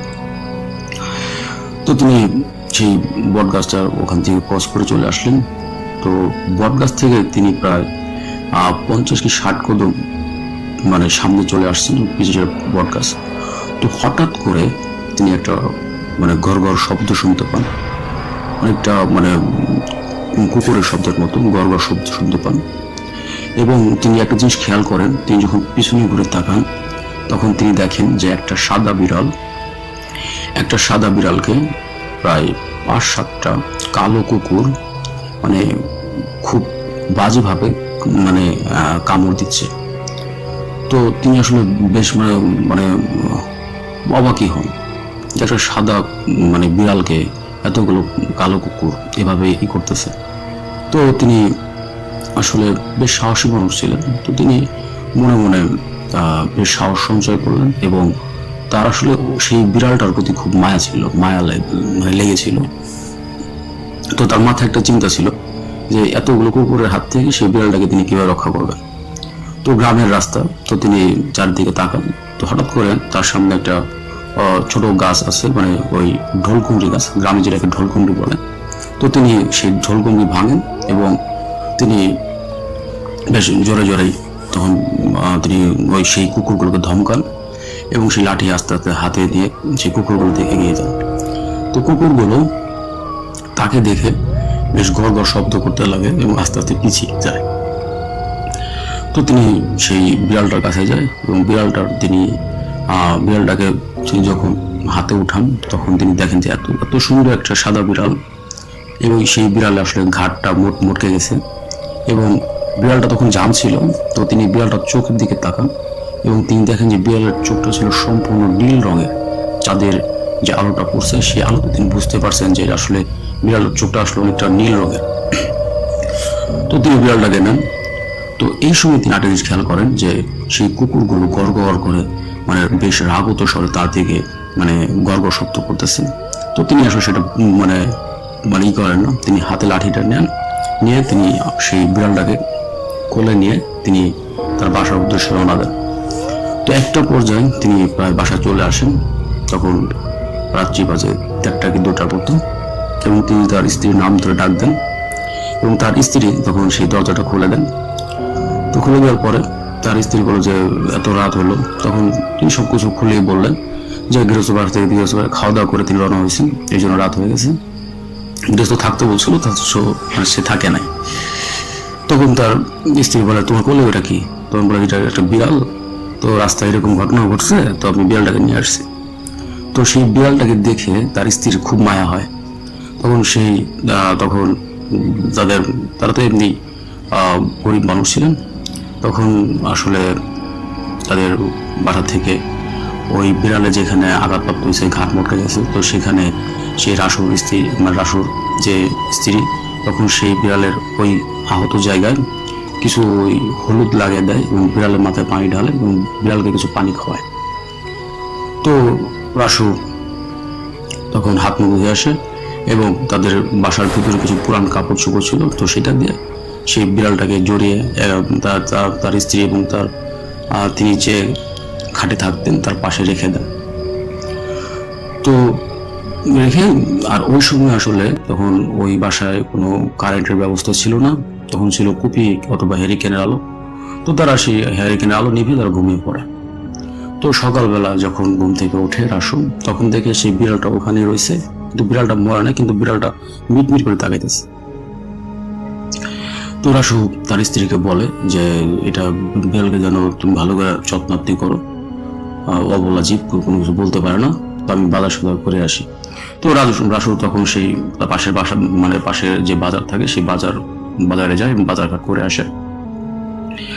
তো রাসু দুপুর দিকে বাজার থেকে আসে। আর রাসুর যে বাসাটা সেটার বর্ণনা হচ্ছে এরকম, রাসুর যে ওখানে বাসা ছিল দুটো টিনের ঘর, আর দুটো টিনের ঘরেই ছিল ডোয়া কাঁচা, মানে ডোয়া মাটির ছিল, টিনের ঘর ছিল। আর রাসুর মেয়ে যারা ছিল তাদের তো বিয়ে হয়ে গেছে, তাদের স্বামীর বাসায় থাকে। আর রাসুর বাসার পূর্ব পাশে ছিল একটা ছোট পুকুর, আর এমনি বাসা ভর্তি বিভিন্ন গাছগাছালি ছিল। আর সেই পুকুরের পূর্ব পাশের যে পুকুরটা ছিল, সেই পুকুরের ওই পাশে ছিল বিশাল একটা চক। তো রাসু দুপুরে খাওয়া দাওয়া করে একটা ঘুম দেয়। তো ঘুম থেকে উঠে আবার তিনি তার যে এলাকার যে গ্রামের যে মাতবর ছিল তাদের বাসা যায় কোনো একটা কাজে। তো সেই মাতবরের বাসা থেকে আসার পরে তখন মাগরিবের আজান হয়ে গেছে, বাসায় তিনি বাসায় পৌঁছান। এবং পৌঁছানোর পর তিনি যখন তার স্ত্রীকে বলে যে বিড়ালের কি অবস্থা, তখন তার স্ত্রীর আসলে মনটা খারাপ ছিল, কারণ বিড়ালটা মারা গেছে। তো এই কথা শুনে রাসুর মনটা খারাপ হয়ে যায়। তখন রাসু এবং তার স্ত্রী কি করে, সেই বিড়ালটা যে মানে মরে গেছে সেই বিড়ালটাকে নিয়ে সেই পুকুরের পূর্ব পাশে যে চকটা ছিল, তো কোনো একটা ক্ষেতে সেই বিড়ালটাকে ফেলে আসে। তো ফেলে আসার পরে রাসু ফ্রেশ ট্রেশ হয়, রাতে খাওয়া দাওয়া শেষ করে হারিকেন নিভিয়ে তিনি তার স্ত্রীকে নিয়ে শুয়ে পড়েন এবং ঘুমায় যান। তো রাত্রি আনুমানিক 11টার দিকে রাসুর দরজায় টোকা নাড়ে, ঠক ঠক ঠক ঠক ঠক ঠক এই ধরনের শব্দ হয়। তো রাসুর যে বিছানাটা ছিল সেই বিছানা থেকে আসলে দরজা খুললে সেই দরজার মানে ওপাশে কাউকে দেখা যায় না। তো রাসু এই শব্দটা কিন্তু রাসুর স্ত্রীও শুনছে, মানে রাসুর স্ত্রীও শুনছে এবং রাসুও শুনছে। তো রাসুর স্ত্রী বলে যে তোরাতে কে ডাকতেছে তোমারে? তো রাসু বলে তুমি এখানে সব সমস্যা নাই। তো রাসু তখন বের হওয়ার পরে তখন রাসু দরজা খোলার পর দেখে আসলে কেউ নাই, কিন্তু রাসুর যে দুয়ার ছিল সেই দুয়ারে রাসু দেখে যে একটা লম্বা আকৃতির মানুষ, তার পরনে ছিল সাদা পোশাক, জব্বা আকৃতির, মাথায় ছিল পাগড়ি এবং তার চেহারা ছিল বেশ উজ্জ্বল এবং তার বেশ লম্বা দাড়ি ছিল। তো রাসু এটা দেখে রাসু বেশ অবাকই হয় এবং রাসু তাকে বলে আসসালামু আলাইকুম, এবং সেই লোকটা তখন রাসু উত্তর দেয় ওয়ালাইকুম আসসালাম। রাসু বলে যে আসলে তার এই যে ভয়েসটা ছিল এই ভয়েসটা অনেক সুন্দর ছিল। তখন রাসু বলে যে আপনি আমাকে খুঁজতে ডাক দিলেন। তখন সেই লোকটা বলে আপনার একটা জায়গায় যাইতে হবে, তো একটা লাশ জানাজা দিতে হবে। তখন রাসু বেশ অবাক হয়ে যায়, এত রাতে কে মারা গেল, আসেন দেখেন। তখন রাসু ওই দুয়ার থেকে তখন তার বউকে বেশ জোরে জোরে বলে যে দরজা আটকে তুমি শুয়ে পড়ো, আমি একটা জায়গায় যাইতেছি, আসবো একটু পরে। তখন সেই লোকটার সাথে রাসু হাঁটতে থাকে। তো রাসু খেয়াল করে যে সেই লোকটা যে সাদা জোব্বা পরা ছিল সেই লোকটা তার পুকুরের পার ধরে হেঁটে যাচ্ছে এবং রাসু তার পিছু হেঁটে যাচ্ছে। তো হেঁটে যাওয়ার পরে রাসু আসলে যে জায়গাটায় বিড়ালটা ফেলেছিল, বিড়ালের লাশটা ফেলেছিল, তো ওখানে রাসু দেখতে পায় যে বেশ বড় একটা লাশ পড়ে আছে এবং কাপড়ে মোড়ানো ছিল, তো মোড়ানো ছিল কাফনে। তো এবং দেখে যে এই লম্বা লোকটার মতো আরো 10-15টি মানে সাদা কাপড় পরা, জব্বার মতো পরা, সবাই দাঁড়িয়ে আছে, সবাই রাসুকে সালাম দেয় এবং রাসু সালামের উত্তরটা নেয়। নেওয়ার পরে তখন সেই লাশের জানাজা হয় এবং জানাজা হওয়ার পরে তো সেই অভাব বা সেই লোকগুলো সেই খাটিয়া করে সেই লাশটাকে নিয়ে সেই বিশাল চকের মাঝখানে চলে যায় এবং হঠাৎ করে অদৃশ্য হয়ে যায়। তো তখন আসলে এই ঘটনাটা দেখার পর রাসু বেশ তখন ভয় পেয়ে যায় যে এতগুলো লোক হঠাৎ করে অদৃশ্য হয়ে গেল। তখন সে বুঝতে পারে যে এটা আসলে কোনো মানব জাতি না, এটা হচ্ছে সম্পূর্ণ অন্য জাতি বা জিন। তখন রাসুর সাথে যে মানে লোকটা ছিল যে লম্বা আকৃতির, সে কিন্তু অদৃশ্য হয় নাই, সে রাসুর পাশেই ছিল। তখন রাসু ও তাকে দেখে বেশ ভয় পায় এবং ভয় কাঁপতে থাকে। তখন সেই লোকটা রাসুকে বলে যে, যখন সেই জিনটা রাসুকে বলে যে তুমি ভয় পেও না, আমরা তোমাদের কোনো ক্ষতি করব না, তোমরা যা যা করেছো সেটা আমরা খোঁজ নিছি। তুমি এবং তোমার স্ত্রী যে বিড়ালটাকে তোমরা সেবা যত্ন করছো, এটা আসলে আমাদের গোত্রের একটা জিন ছিল, আমরা মুসলিম জিন আর তুমি মুসলিম, আমি জানি যে তুমি নামাজ কালাম পড়ো, তবে তুমি আমাকে একটু ঘটনাটা বলো যে সেদিন কি ঘটছিল। তখন রাসু সেই কথাগুলা বলে, অত্যন্ত বেশ ভয়ের সাথে কথাগুলো বলে। তো জিনটা তখন বারবার তাকে বলছিল তুমি ভয় পেও না, ভয় পেও না, আমরা তোমার কোনো ক্ষতি করবো না। তখন রাসু সবকিছু ভেঙে চুরে বলে। তখন জিনটা বলে যে আমি তোমার ডান হাতটা দেখবো, আমি তোমার ডান হাতটা ধরবো। তখন রাসু ভয়ে ভয়ে ডান হাতটা বাড়িয়ে দেয়। তখন তাকে জিনের হাত দিয়ে সেই তার হাতটা ধরে। রাসু তখন বলে যে এটা আসলে বেশ অবাক করার মতো যে এইরকম গরম হাত তিনি কখনো স্পর্শ করেন নাই। তখন সেই জিনটা তখন তাকে বলে এবং কান্না করে বলে যে আপনি যা যা করছেন এটা আমরা কখনো ভুলবো না, কিন্তু আগামীকাল ঈশার নামাজের পর আমি আসবো আপনার বাসায় বা আপনার দুয়ারে এসে আপনাকে ডাক দেব, আপনি বের হয়ে আসবেন এবং এই ঘটনাটা আসলে কোথায় ঘটছে আপনি আমাকে সেখানে নিয়ে যাবেন এবং আমরা দেখতে চাই আসলে কি ঘটনাটা ঘটছিল। তখন এরপর রাসু হঠাৎ করে দেখে যে তার সামনে থেকে সেটা উধাও হয়ে যায়। তো রাসু আসলে তার শরীরটা বেশ ঠান্ডা লাগে, বেশ মানে হঠাৎ করে খুব ভয় পেয়ে গেছে। তো তিনি আস্তে আস্তে হেঁটে তিনি বাসায় চলে আসেন, কিন্তু এই কথাগুলো তিনি তার স্ত্রীকে কখনো বলেন নাই, যাতে হয়তো তার স্ত্রী ভয় পাবে। এর পরের দিন ঈশার নামাজের পর তখন সেই দুয়ারে দাঁড়িয়ে সেই জিনটা আসে এবং দুয়ারে দাঁড়িয়ে রাসুলকে তখন হাঁক দেয়। আর বলে রাখা ভালো যে গ্রামের রাত্রি ঈশার নামাজের পরে আসলে গ্রামের সাধারণত অনেকে ঘুমিয়ে পড়ে। তো রাসু তার স্ত্রীর কাছে বিদায় নেয় এবং সেই জিনকে নিয়ে আস্তে আস্তে হাঁটতে থাকে। তো হাঁটতে হাঁটতে প্রায় 4-5 গ্রাম পরে সেই বটগাছটাকে দূর থেকে যখন দেখা যায়, তখন রাসু বলে যে ওই বটগাছটার কে আমি 50 কদম ক্রস করার পর 50-60 কদম ক্রস করার পরে এই ঘটনাটা ঘটে। আমি পিছন ফিরে তাকিয়ে দেখি, তখন সেই জিনটা তখন তাকে বলে তুমি ওই গাছের নিচে যাবা এবং যে বলবা যে কেন গতকাল রাতে ওনারা ওই খারাপ জিনগুলো কেন এই ভালো জিনটাকে মারছে, ব্যাস এটা কি তোমার কাজ। তখন রাসু সাহস নিয়ে তিনি ওখানে যান এবং যাওয়ার পরে সেই বটগাছটার নিচে বটগাছের নিচে দাঁড়ান এবং বটগাছটার নিচে দাঁড়িয়ে তিনি শুধু ওই জিন যা যা শিখে দিচ্ছে তাই বলে যে কেন তোমরা মারছো ওই ভালো জিনটাকে। এই কথা বলার পরে রাসু খেয়াল করে যে বট গাছের উপর থেকে মনে হয় যে হাজার হাজার লাল লাল চোখ হঠাৎ করে ধপ করে জ্বলে উঠলো। মনে হয় যে হঠাৎ করে যখন ওই যে বিয়ে বাড়িতে যখন ওই মরিচ বাতি গুলা দেয়, যখন একবারে একসাথে সবাই জ্বলে ওঠে, তো এরকম। তো এটা দেখে রাসু বেশ ভয় পেয়ে যায় এবং হঠাৎ করে একটা বেশ বড় ধাক্কা খায় রাসু। সেই ধাক্কা খাওয়ার পরে রাসু আসলে মাটিতে পড়ে যায় এবং আর চোখে কিছু দেখতে পায় না।